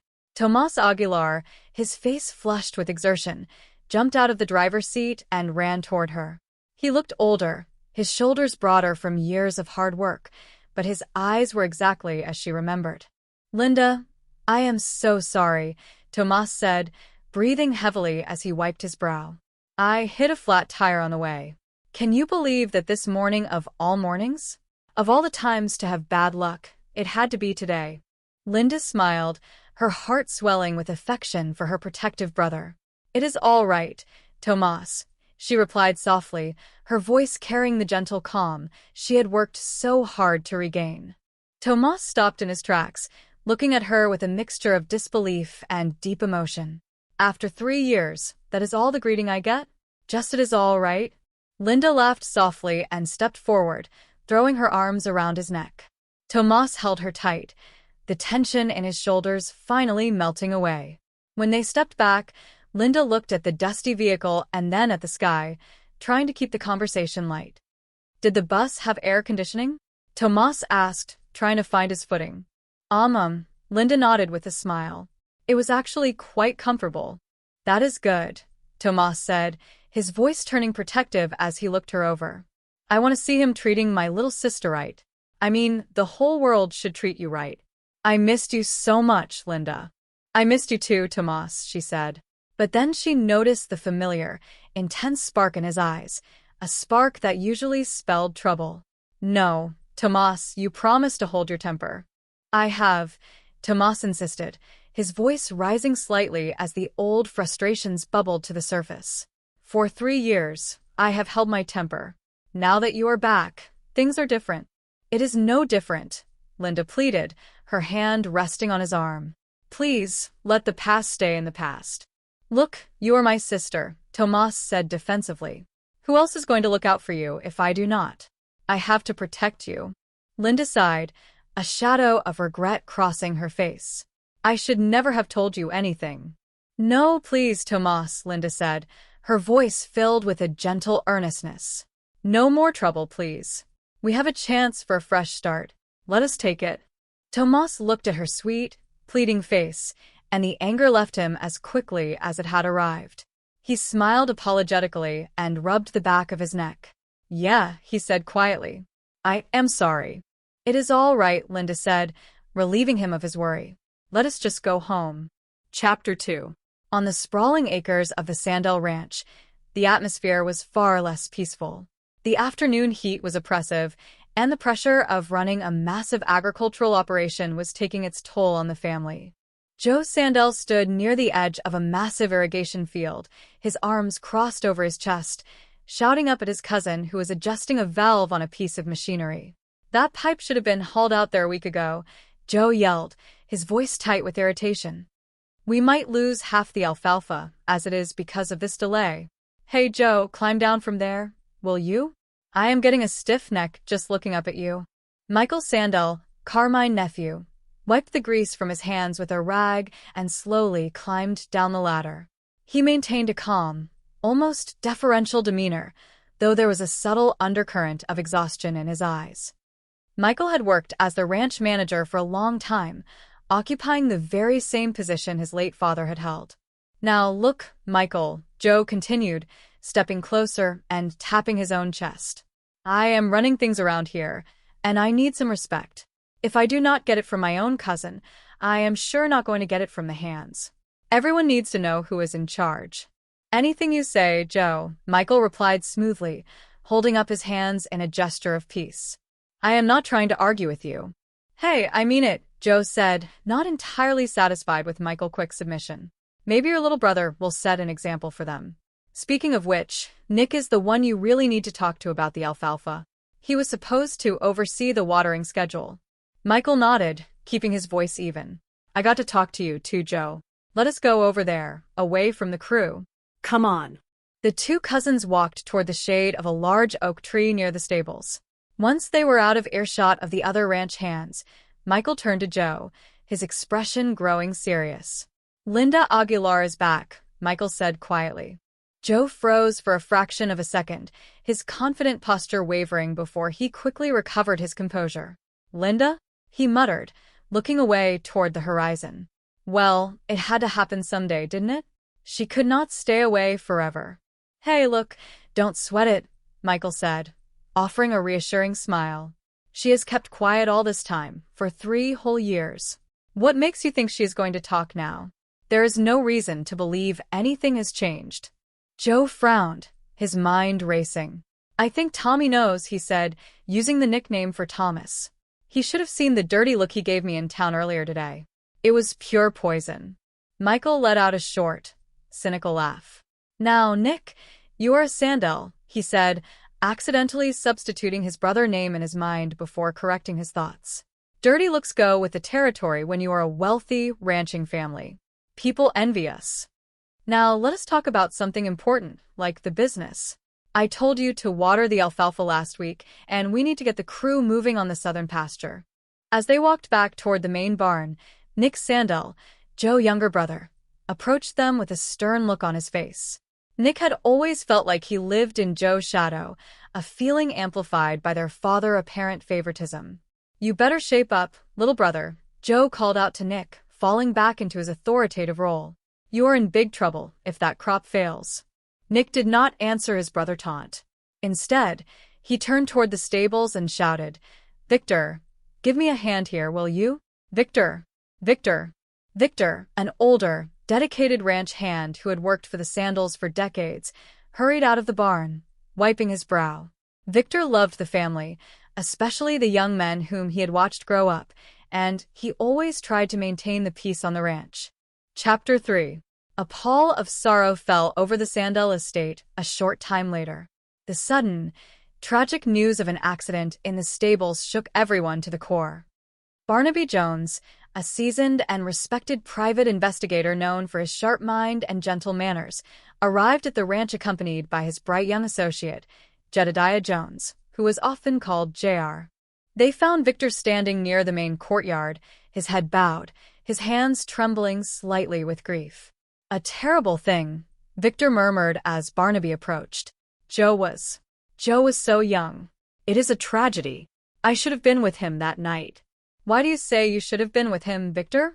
Barnaby asked, his voice full of genuine empathy as he adjusted his hat against the sun. "I always stable his horse every evening," Victor explained, looking up with tear-filled eyes. "I know the temperament of every animal in that barn. But I did not stable his horse that night. Some horses got out on the northern ridge. I was busy with the others, helping round them up until late in the evening." "Do they often get out that way?" J.R. asked, leaning in with a notebook in hand, his investigative instincts sharp. "Maybe once or twice a year," Victor replied, shaking his head. "It was just terrible timing." Before they could ask more, Michael Sandell walked up to the group, his expression solemn and respectful. "Mr. Jones, I am Michael Sandell. Michael, Carmine nephew. It is an honor to meet you, sir, though I wish it were under better circumstances." Barnaby smiled warmly, extending a hand. "I haven't seen you since you were in knee pants, Michael. You have grown into quite a young man." Victor cleared his throat softly, looking uncomfortable. "If you don't need me, I will get back to work," he said to Barnaby. "Thank you, Mr. Victor," J.R. said politely. "Thank you for your time." Victor nodded and walked briskly back toward the stables, his shoulders slumped with the weight of his grief. Once Victor was out of hearing distance, Michael turned to Barnaby, his voice dropping to a confidential whisper. "Mr. Jones, I am really worried about Uncle Carmine. This accident with Joe, it has completely broken him. He is going overboard, like he is obsessed with finding someone to blame. He refuses to accept that it was just a terrible mishap." "Michael!" A sharp voice cut through the air. Nick Sandell stepped out from the main house, pushing a wheelchair. Seated in the chair was Carmine Sandell, the patriarch of the family. Carmine was a powerful, proud man, now weathered by age and devastating grief, but the fire in his eyes had not been extinguished. "Mr. Jones can decide for himself if I am crazy or not," Carmine declared, his voice booming despite his physical frailty. Michael looked down, appearing embarrassed. "I didn't mean that, Uncle Carmine," he muttered smoothly. "I was just expressing my concern for your health." "Get rid of this contraption," Carmine ordered Nick, gesturing impatiently at the wheelchair. He insisted on standing up, leaning heavily on a cane as he greeted his old friend. "Barnaby, it has been a long time. I thank you for coming out here on such short notice." "Carmine, I am glad to see you again," Barnaby said, stepping forward to clasp the old man's hand warmly. "I only wish it were for a different, happier reason." Carmine nodded grimly, then looked at the young man standing beside Nick. "This must be Nick," Barnaby noted, turning to the younger brother. "How do you do, sir?" Nick said, offering a polite but somewhat distant nod. "Howdy," J.R. greeted him with a friendly smile. "This is my associate, Jedediah Jones." "Come on, let us sit down on the porch," Carmine said, gesturing toward the house. "Thank you for making the trip." "Thank you," Barnaby said as they moved toward the shaded veranda.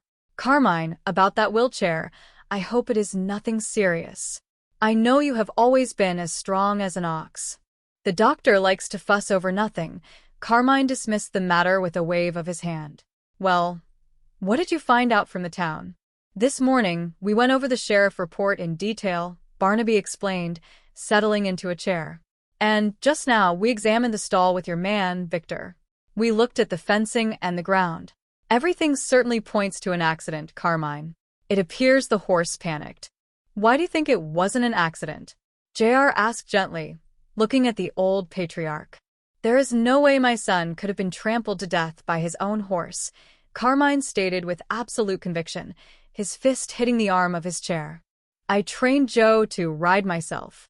He was a superb horseman, Barnaby. He understood horses better than anyone on this ranch. An animal he raised would never react that way toward him. Then you're saying it was murder? Barnaby asked, his sharp eyes narrowing as he evaluated the old man claim. What else was he doing out there in the dark? What would you call it? Carmine asked, his voice trembling with a mixture of anger and grief. Somebody killed my boy, Barnaby. I feel it in my bones. Carmine, why would anyone have wanted to hurt Joe? JR inquired, leaning forward. Did he have any enemies? A rich man's son, Carmine sighed, looking out over the vast, profitable fields. That is all the reason some people would need in this world. Envy is a powerful, terrible thing. Is there anything else? Barnaby asked. Any specific threats or arguments recently? Before Carmine could answer, Nick interrupted, trying to ease the tension. Pop, maybe Mr. Jones and JR would like a glass of wine or some water after their long drive. Oh, of course, Carmine said, shaking his head as if clearing his thoughts. Forgetting all my manners. Forgive me. Maybe later, Carmine, Barnaby said with a gentle, appreciative smile. We would like to talk with the sheriff some more right now, and perhaps look around the perimeter of the property. Find Joe Killer, Barnaby, Carmine pleaded, his proud demeanor cracking for a brief moment to reveal a heartbroken father. Do it for me, old friend. Carmine, I promise you I will investigate this thoroughly, Barnaby said reassuringly. We will see what we come up with. Just try to get some rest. Chapter 4. Later that afternoon, Michael Sandell found Nick near one of the isolation pens at the back of the property. A young mare was standing inside, looking lethargic and breathing heavily. Michael walked up to the fence, his expression critical. Sick, all right, Michael muttered, examining the horse.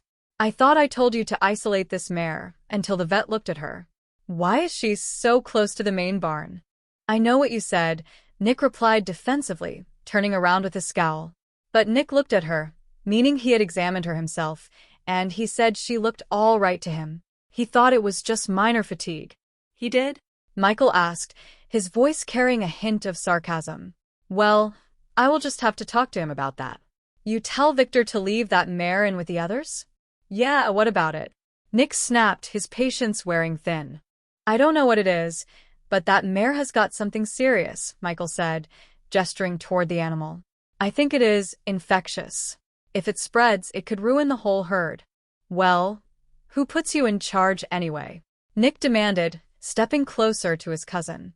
You are always acting like you run the place now. Hey, look, do you want to lose the whole herd? Michael asked, holding his ground. I am just trying to protect our livelihood. But I bet you would like to be in charge, wouldn't you? Now that Joe is dead.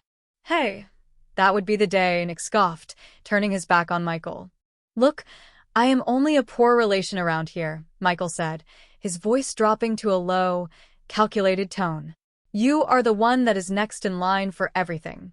And right now, everything is going just fine for you, isn't it? You get the ranch, you get the title.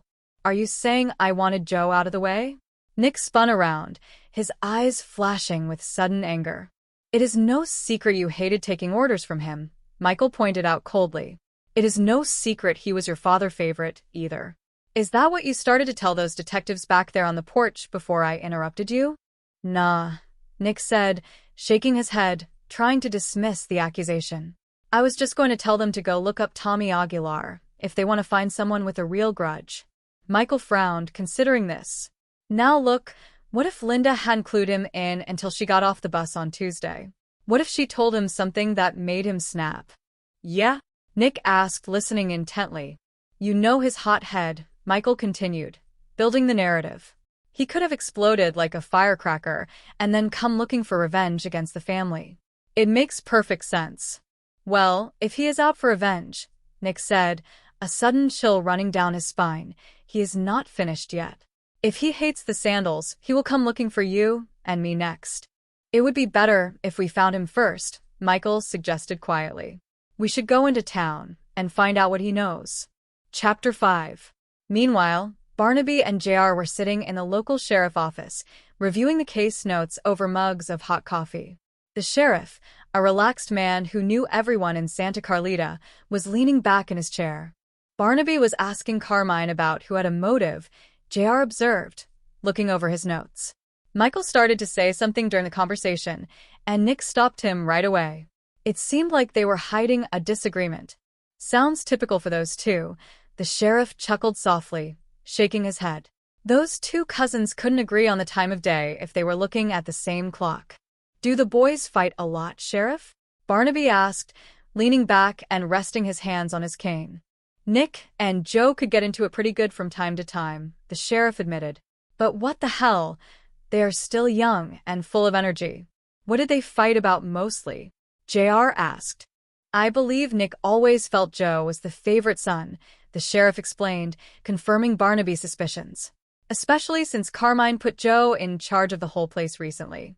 Of course, Joe was the oldest, so it made sense logically. But you know how it is sometimes with brothers. Rivalry can run deep. What about the nephew, Michael? Barnaby inquired. Is he a fighter too? Does he get involved in these disputes? No, not really, the sheriff said, waving his hand. Michael keeps to himself mostly. Of course, he has to feel grateful that Carmine took him in after his father passed away years ago. Michael is the ranch manager now, which is the exact same job his old man had before he died. He knows his place. That rivalry between the brothers, Joe and Nick, Barnaby mused aloud. Did that ever show up for any other reason besides the ranch business? The sheriff smiled, a knowing glint in his eye. Sure, the same reason wild stallions like to mix it up once in a while. Oh. JR smiled. Any particular filly in mind? Donna Morgan, the sheriff revealed. Local talent? Barnaby asked with a chuckle. She is a waitress down at the Santa Carlita Inn, just south of town, the sheriff said. She turns a lot of heads around here. Joe and Nick both spent a lot of time down there trying to impress her. Chapter 6.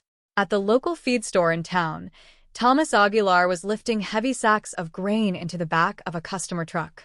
He was focused on his work, trying to clear his mind of the tension that had gripped him since his sister's return. Suddenly, the sunlight blocking the doorway disappeared as Nick and Michael Sandel walked into the store. They stood side by side, their expressions confrontational. Hey, Tommy, Nick called out, his voice dripping with false friendliness. What is happening? Thomas did not look up immediately. He hoisted another sack onto his shoulder. I got work to do, he said shortly. We haven't seen you around for a while, Michael noted, stepping closer. Not to talk to, anyway. You have been keeping a very low profile. Yeah, Thomas said, setting the sack down and finally turning to face them. What is on your mind? We thought you had been out at the ranch recently, Nick said, his eyes narrowing. And maybe we just missed each other in the dark. I wouldn't go near that place, Thomas said flatly. You know that. Not even to pay your respects? Michael asked, his voice sharp. You know Joe was killed the other night. Are you saying you didn't know? Michael here was thinking that maybe you did it, Nick added, crossing his arms. But I told him no.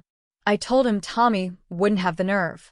Thomas stepped forward, his fists clenching. Thomas, what reason did he have?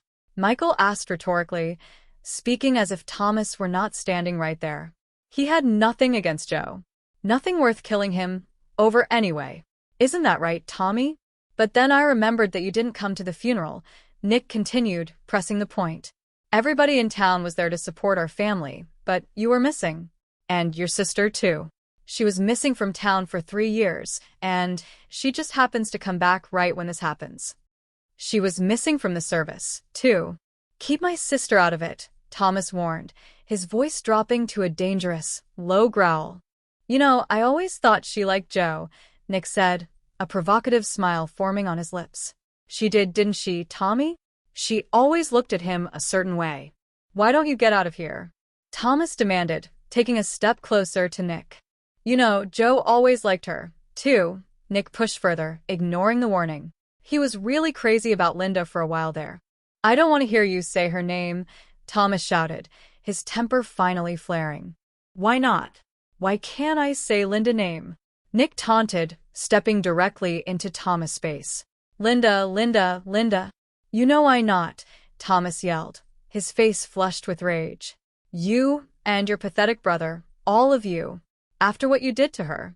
Michael's eyes widened slightly as he exchanged a quick, sharp look with Nick.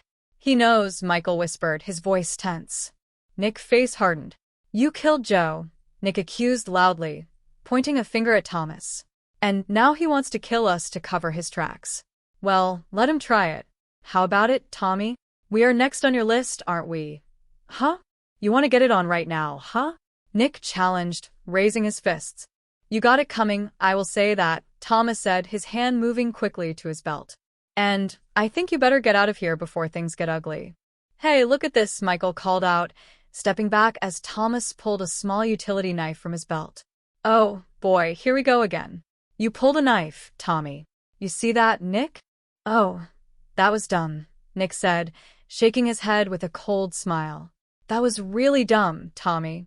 Because now we are going to have to defend ourselves, and everyone will see who the real aggressor is. Before the confrontation could turn into physical violence, the sheriff stepped through the door, having heard the shouting from the street. All right, break it up, the sheriff commanded, his booming voice echoing in the feed store. Now, I mean it. Put that thing away, Tommy. Get him off my back, Thomas muttered, keeping his eyes on Nick, but lowering the knife slightly. Put it away, the sheriff ordered sternly. When are you boys going to grow up and stop acting like fools? That is what I want to know. Get out of here, Nick, Michael. Go back to the ranch. Nick and Michael exchanged a smug look, satisfied that they had made their point in front of the law. Come on, Nick said to Michael. They turned and walked out. The sheriff sighed, looking at Thomas, who was still trembling with adrenaline. Sit down, Tommy, the sheriff said gently. I mean it. Get in there, and get this thing out of here now. Outside the store, Barnaby and JR had watched the tail end of the commotion from across the street. Looks like this one-horse town has got more than its share of wild young stallions, JR remarked, adjusting his jacket. Yeah, Barnaby agreed, his eyes fixed on the feed store entrance. I wonder who the guy with the knife is. He seemed genuinely pushed to the edge. Maybe we better find out, JR suggested. Chapter 7. Back at the small Aguilar home, Linda was sitting by the window, her hands knitting a green wool sweater. The door flew open, and Thomas walked in, slammed the door, and began pacing the floor, his breathing ragged. Don't you lie to me, Linda said, setting her knitting needles down. Her voice was trembling, but there was a firmness in it. I heard from Mrs. Gomez down the street. I saw you fighting with them near the market.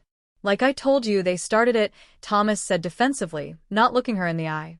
They came looking for trouble. Oh, sure, Linda said, her voice rising with anxiety. You are the big macho who wants revenge for the past, and they just happen to come looking for you? Is that what you expect me to believe? Thomas nodded, turning to face her. That is right. That is exactly the truth, Linda. Whether or not you believe it, I don't know, but that is the absolute truth. They cornered me. Linda looked at him, her heart aching for the burden her brother carried. Thomas stopped pacing and sat down across from her, his tone turning serious. Hey, listen, he said quietly. Look, I have been thinking about it all afternoon. I think they were trying to find out if I knew about you and them. They were testing me, Linda. Yeah? Linda asked, her breath catching in her throat. They said I killed Joe, Thomas revealed, his voice tight. They said I did it because of you. For revenge. Linda's face went pale, and she covered her mouth with her hands. Oh, Tomas, she whispered. Tomas, did you? Did I what? Thomas asked, confused. Did you kill Joe? Linda asked, her voice cracking with fear that her brother had ruined his life for her sake. Before Thomas could answer, a polite knock sounded at the front door. Thomas stood up instantly, his posture defensive.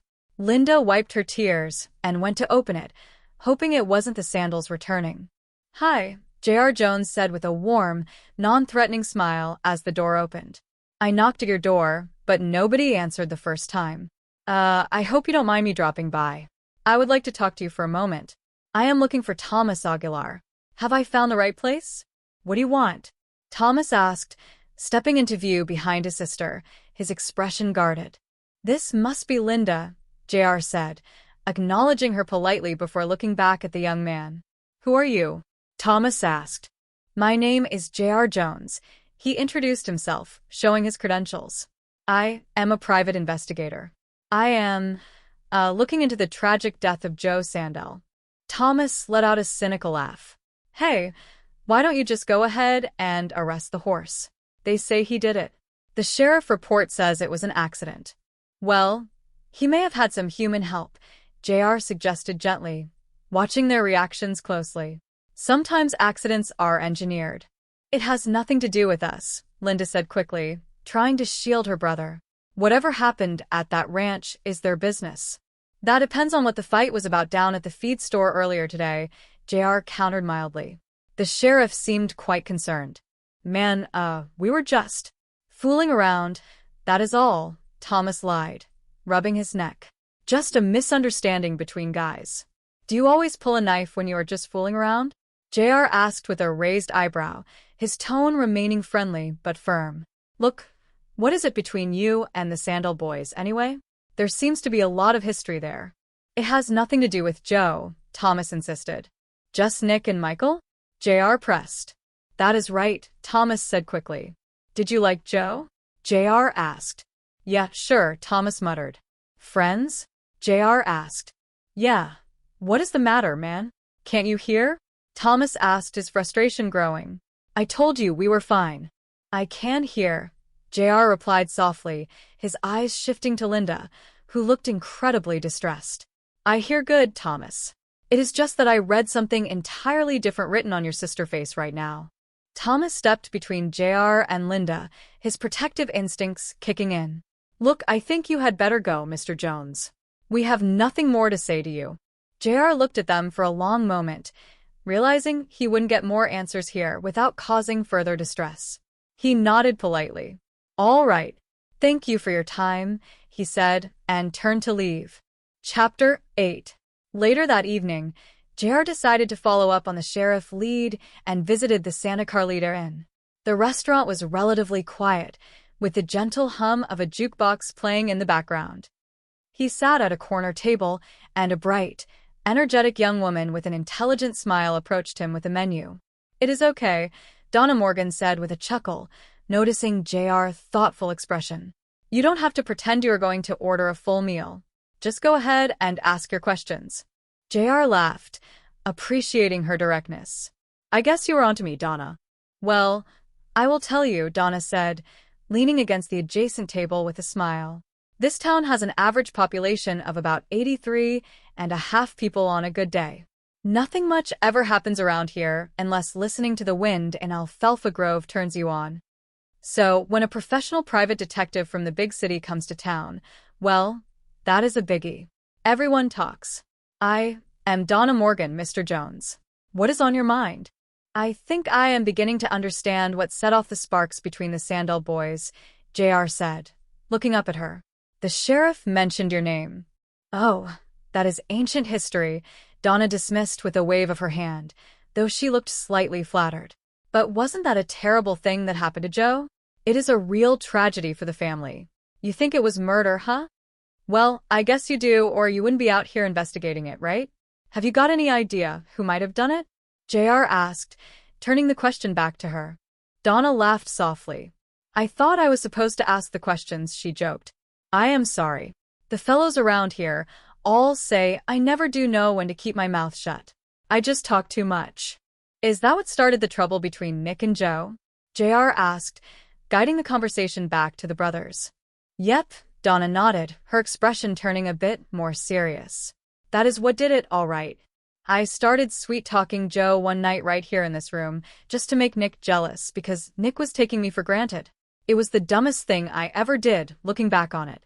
I heard the fight was a dandy, JR noted. Oh, it was, Donna said, her eyes widening. There was $300 worth of damage in here alone. Tables broken, glasses smashed everywhere. Did it make you feel good, huh? JR asked with a slight smile. Like a princess, Donna admitted honestly. Two handsome, wealthy men fighting over me? It was quite a thrill at the time. Hey, you're not thinking this old grudge had something to do with Joe's death, are you? That was months ago. Well, Cain killed Abel, you know, JR remarked philosophically. Who? Donna asked, blinking. A couple of famous brothers from an old story, JR explained simply. Tell me, Donna, do you know a fellow named Thomas Aguilar? I know all the fellows in town, Donna said. Tommy is a good guy. Keeps to himself mostly. Is there any reason why the Sandell brothers may have headed in for him today down at the feed store? JR asked. Other way around, maybe, Donna suggested thoughtfully. Tommy used to work for them out at the ranch, you know. He was an excellent hand, until Joe fired him out of the blue. Anyway, the sheriff saw Tommy with the knife today, so whatever happened, Tommy is the one people are going to look at now. Chapter 9. Back at the Sandell Ranch, inside the main office, Michael and Nick were having a heated discussion. The room was dark, lit only by a single desk lamp. If Thomas had attacked us, it would have been self-defense, pure and simple, on our part, Michael argued, pacing the floor. They're going to still want to know why he was coming after us in the first place, why he killed Joe. We have to give them a reason. Nick looked uneasy. Nick, the whole story is going to have to come out eventually, Michael pressed. We can't keep hiding what happened 3 years ago. No way, Nick said emphatically, slamming his hand on the desk. Look, I've got to live in this town for the rest of my life, Michael. That is different. You have got no deep ties here.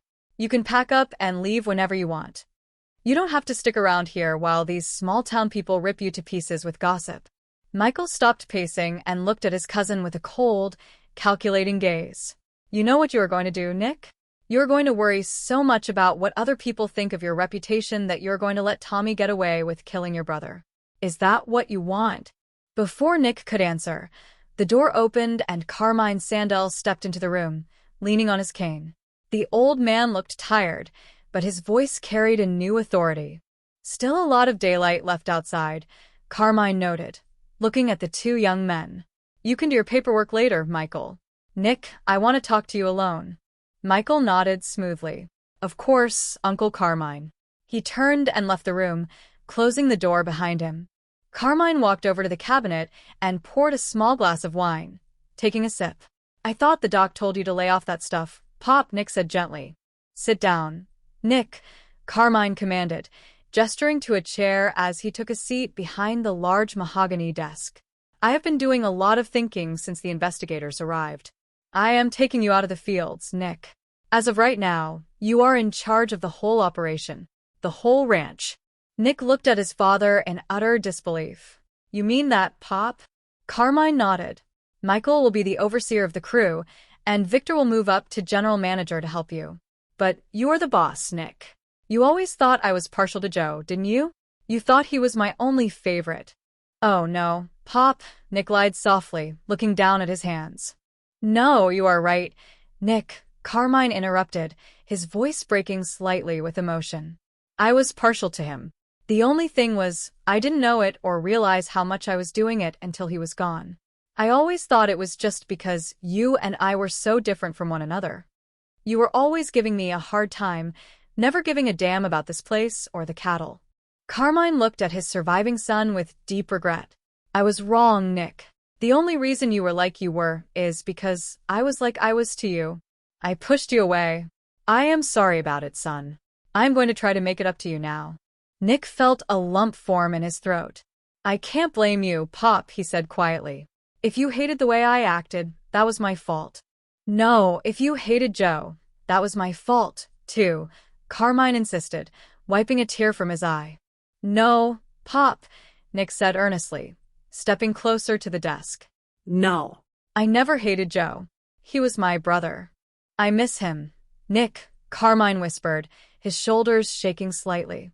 I really miss that boy. And I want the one that killed him brought to justice. Me too, Pop, Nick said, his expression hardening with a strange intensity. Me too. Chapter 10. The next morning, JR met Barnaby back at their motel room to share the information he had gathered from Donna Morgan. Barnaby was sitting at a small table, reviewing the sheriff notes from the feed store incident. Nick said he was just asking Thomas why he and Linda were the only ones who didn't show up for Joe's funeral, JR reported, pulling up a chair. He claims Thomas just lost his temper and went for his knife out of nowhere.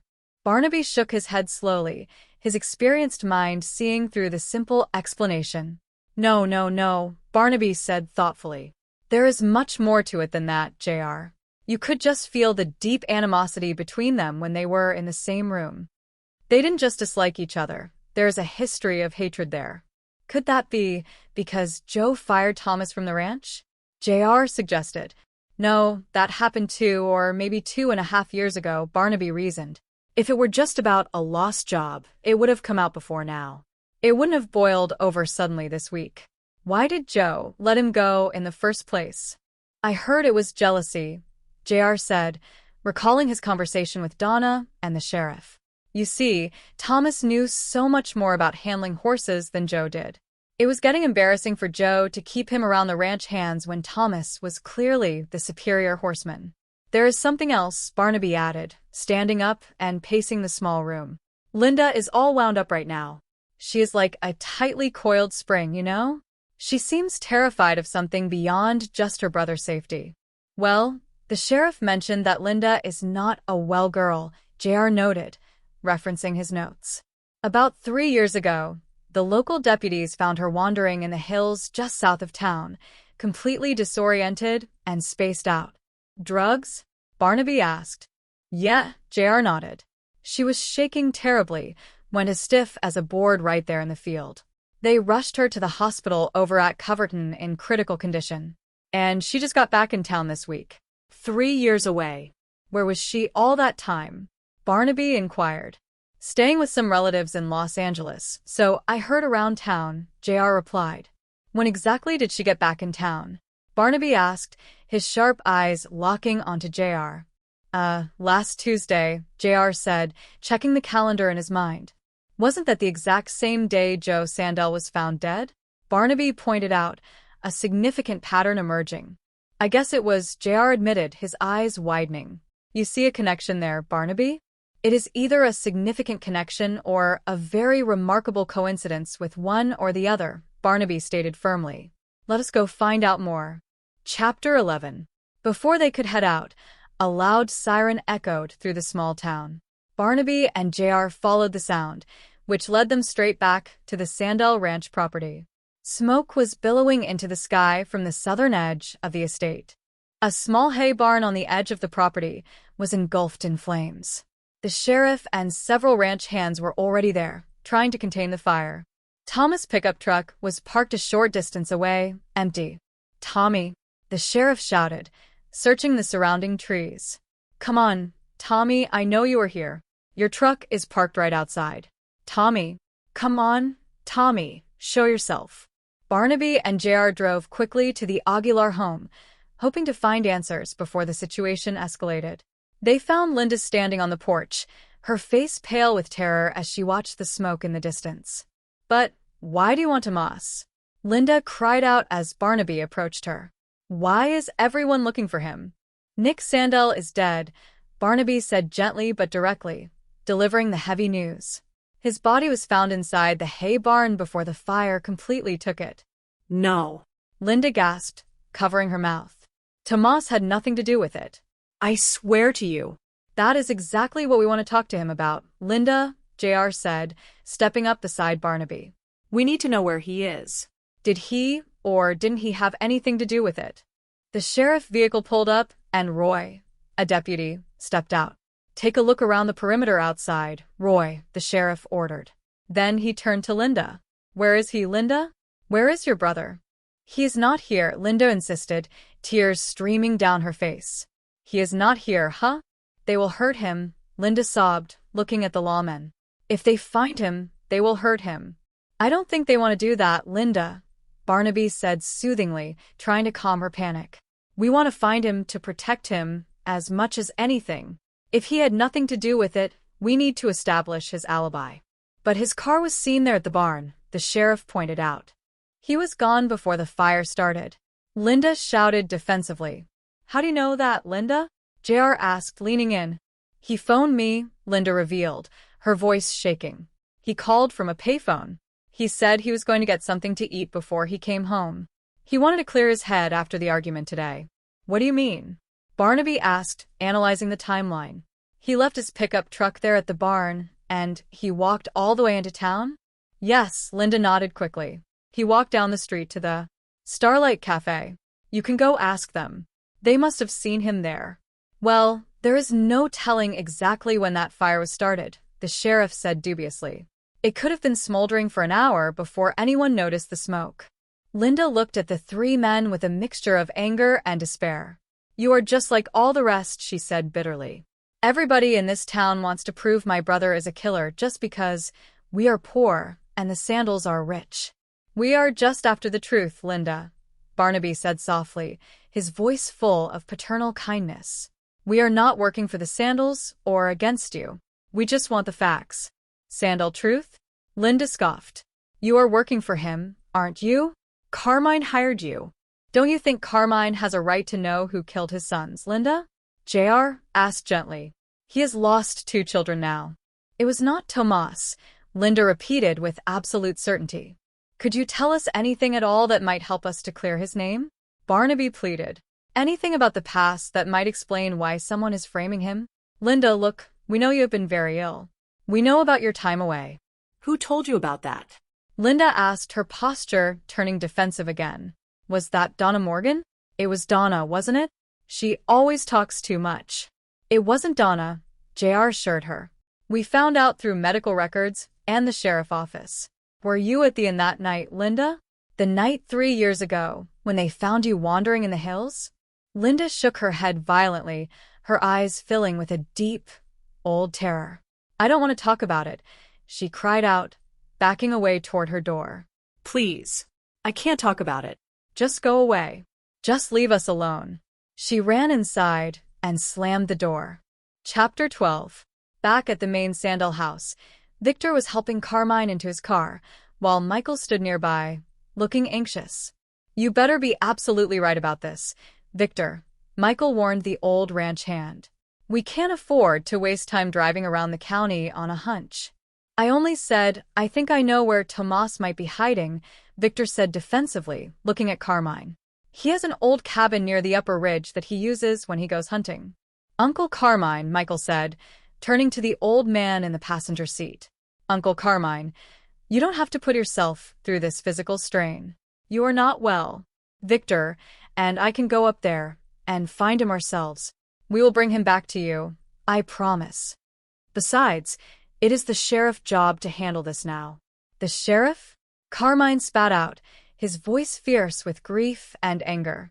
If that sheriff hadn't been so sure that Joe's death was a simple accident, Nick might still be alive today. The law failed my family. I am not letting them fail me again. Victor looked worriedly at Carmine. You promised me you would not hurt Tomas, Carmine, Victor reminded him, his voice pleading. Or I would not have agreed to tell you about the cabin. Tomas is my friend. He is like a son to me. If your friend is innocent, Victor, he has absolutely nothing to fear from me, Carmine stated coldly. That is what I promised you, and I keep my word. But I want answers. Carmine tried to adjust his position in the seat, but a sudden, sharp pain crossed his face, and he gasped, clutching his chest. He slumped forward against the dashboard. That does it, Michael said, opening the car door. You're going back to the house right now, Uncle Carmine. No more of this. No, Carmine groaned, fighting through the pain. No. I have to go. There are already 2 dead in the Sandal family. I won't stop until I know the truth. Do I have to drive myself? He tried to push Michael away, but his strength failed him. Victor, call the doctor right now, Michael shouted, turning to the old hand. Bring out the wheelchair from the porch. Hurry. Carmine collapsed back into the seat, unconscious. Chapter 13. The next morning, JR dropped by the Santa Carlita Inn again to see Donna before the lunch rush. The diner was quiet, and Donna was wiping down the counter. I am sure I can't fix your breakfast or get you some pancakes, Donna asked with a friendly smile as JR took a seat at the counter. No, thank you, JR smiled back. We ate a little something at the motel earlier, but I could definitely use a glass of milk if you have it. Coffee is fine for me, Barnaby said, walking in behind JR and tipping his hat to Donna. I just wanted to show JR here that I can cook a decent breakfast too when I want to, but he insisted on coming down here. I will bet you can cook a great meal, Mr. Jones, Donna laughed, pouring a glass of milk for JR and a mug of black coffee for Barnaby. Hey, when you are through playing detective around our little town, Why don't you come back on Saturday night? This place really gets down. We have live music, dancing, the whole bit. Did you hear that Nick Sandell was killed last night in a fire? JR asked, his tone turning serious. Yeah, I heard it, Donna said, her smile fading into a look of genuine sadness. It is awful. The whole town is talking about it. First Joe, now Nick. It is like a curse on that family. Donna, Barnaby said, leaning forward on the counter. Did something happen to Linda Aguilar right here in about 3 years ago? Something that caused her to leave town? Donna sighed, looking down at the counter rag in her hands. You sure dig deep into the old dirt, don't you, Mr. Jones? Yeah, something happened to Linda, all right. Because back then, she was looking for something to happen to her. She was young and rebellious. Did she come in here often? JR asked. I never saw her in here until that specific night, Donna explained. She came in alone, homesteaded a table over there in the corner, and just waited for action. She wanted to see what the nightlife was like. Was she entirely alone? Barnaby inquired. Oh, yeah, Donna nodded. And she had that specific look in her eyes. You know, like the kids you see that just got off a Greyhound bus in the big city for the very first time. Scared, but defiant at the same time. Looking for some kind of excitement. Did she find any excitement that night? JR asked. She found serious trouble, Donna said quietly, her voice dropping. A man? Barnaby suggested. Men, Donna corrected him significantly. Are you talking about Nick and Joe Sandell? JR asked, leaning in closer. That is who you are trying to find out about, isn't it? And don't forget their cousin Michael, Donna added, looking around to make sure no other customers were listening. He was right there with them that night. Michael was there, too? Barnaby asked, his interest piqued. He was there, too, Donna confirmed. The three of them were sitting at her table, buying her drinks, laughing. It seemed like fun at first, but then things went wrong later in the evening. Well, thank you very much for your help, Donna, Barnaby said, standing up and placing some money on the counter. We appreciate your honesty. See you soon, JR said with a warm smile. I hope so, Donna replied, trying to smile back despite the heavy conversation. Chapter 14. As Barnaby and JR walked out of the inn, they saw a familiar car pull into the parking lot. A professional-looking middle-aged woman stepped out and walked toward them with a determined look. Good timing, Barnaby noted with a smile. What do you mean, good? The woman asked with a tired laugh. It was perfect timing, considering I drove all the way from the Fairview Sanitarium by way of Sheriff Simmons' office. The sheriff told me exactly where I could find you, too. Did you say the Fairview Sanitarium? JR asked, surprised. She nodded. That is where Linda Aguilar has spent the last 3 years undergoing intensive psychiatric care under a pseudonym to protect her privacy. Wait a minute, JR said, confused. I thought she had just checked into a local hospital 3 years ago because she suffered an accidental overdose on a bad night out. She did initially, the woman explained. She overdosed on a dangerous combination of LSD and heavy liquor that night. But 3 weeks later, after she stabilized physically, her psychological state was so fragile that they transferred her secretly to the sanitarium for long-term therapy. Did you manage to talk to her primary psychiatrist while you were there? Barnaby asked. I spoke with Dr. Walker, she said, shaking her head. He couldn't tell me very much details, or rather, he wouldn't because of doctor-patient confidentiality. But I have a distinct feeling there is a lot more to Linda's story than a simple drug overdose. Barnaby nodded slowly, his mind putting the pieces of the puzzle together. Something terribly traumatic must have happened to that poor girl that night, he mused aloud. And I think it is absolutely important we find out what it was if we want to solve these murders. You think it has a direct bearing on this case? JR asked. It must have, Barnaby stated firmly. Or, why else doesn't anybody in this town want to talk about that night? The Sandells have been keeping a secret, and someone is killing them because of it.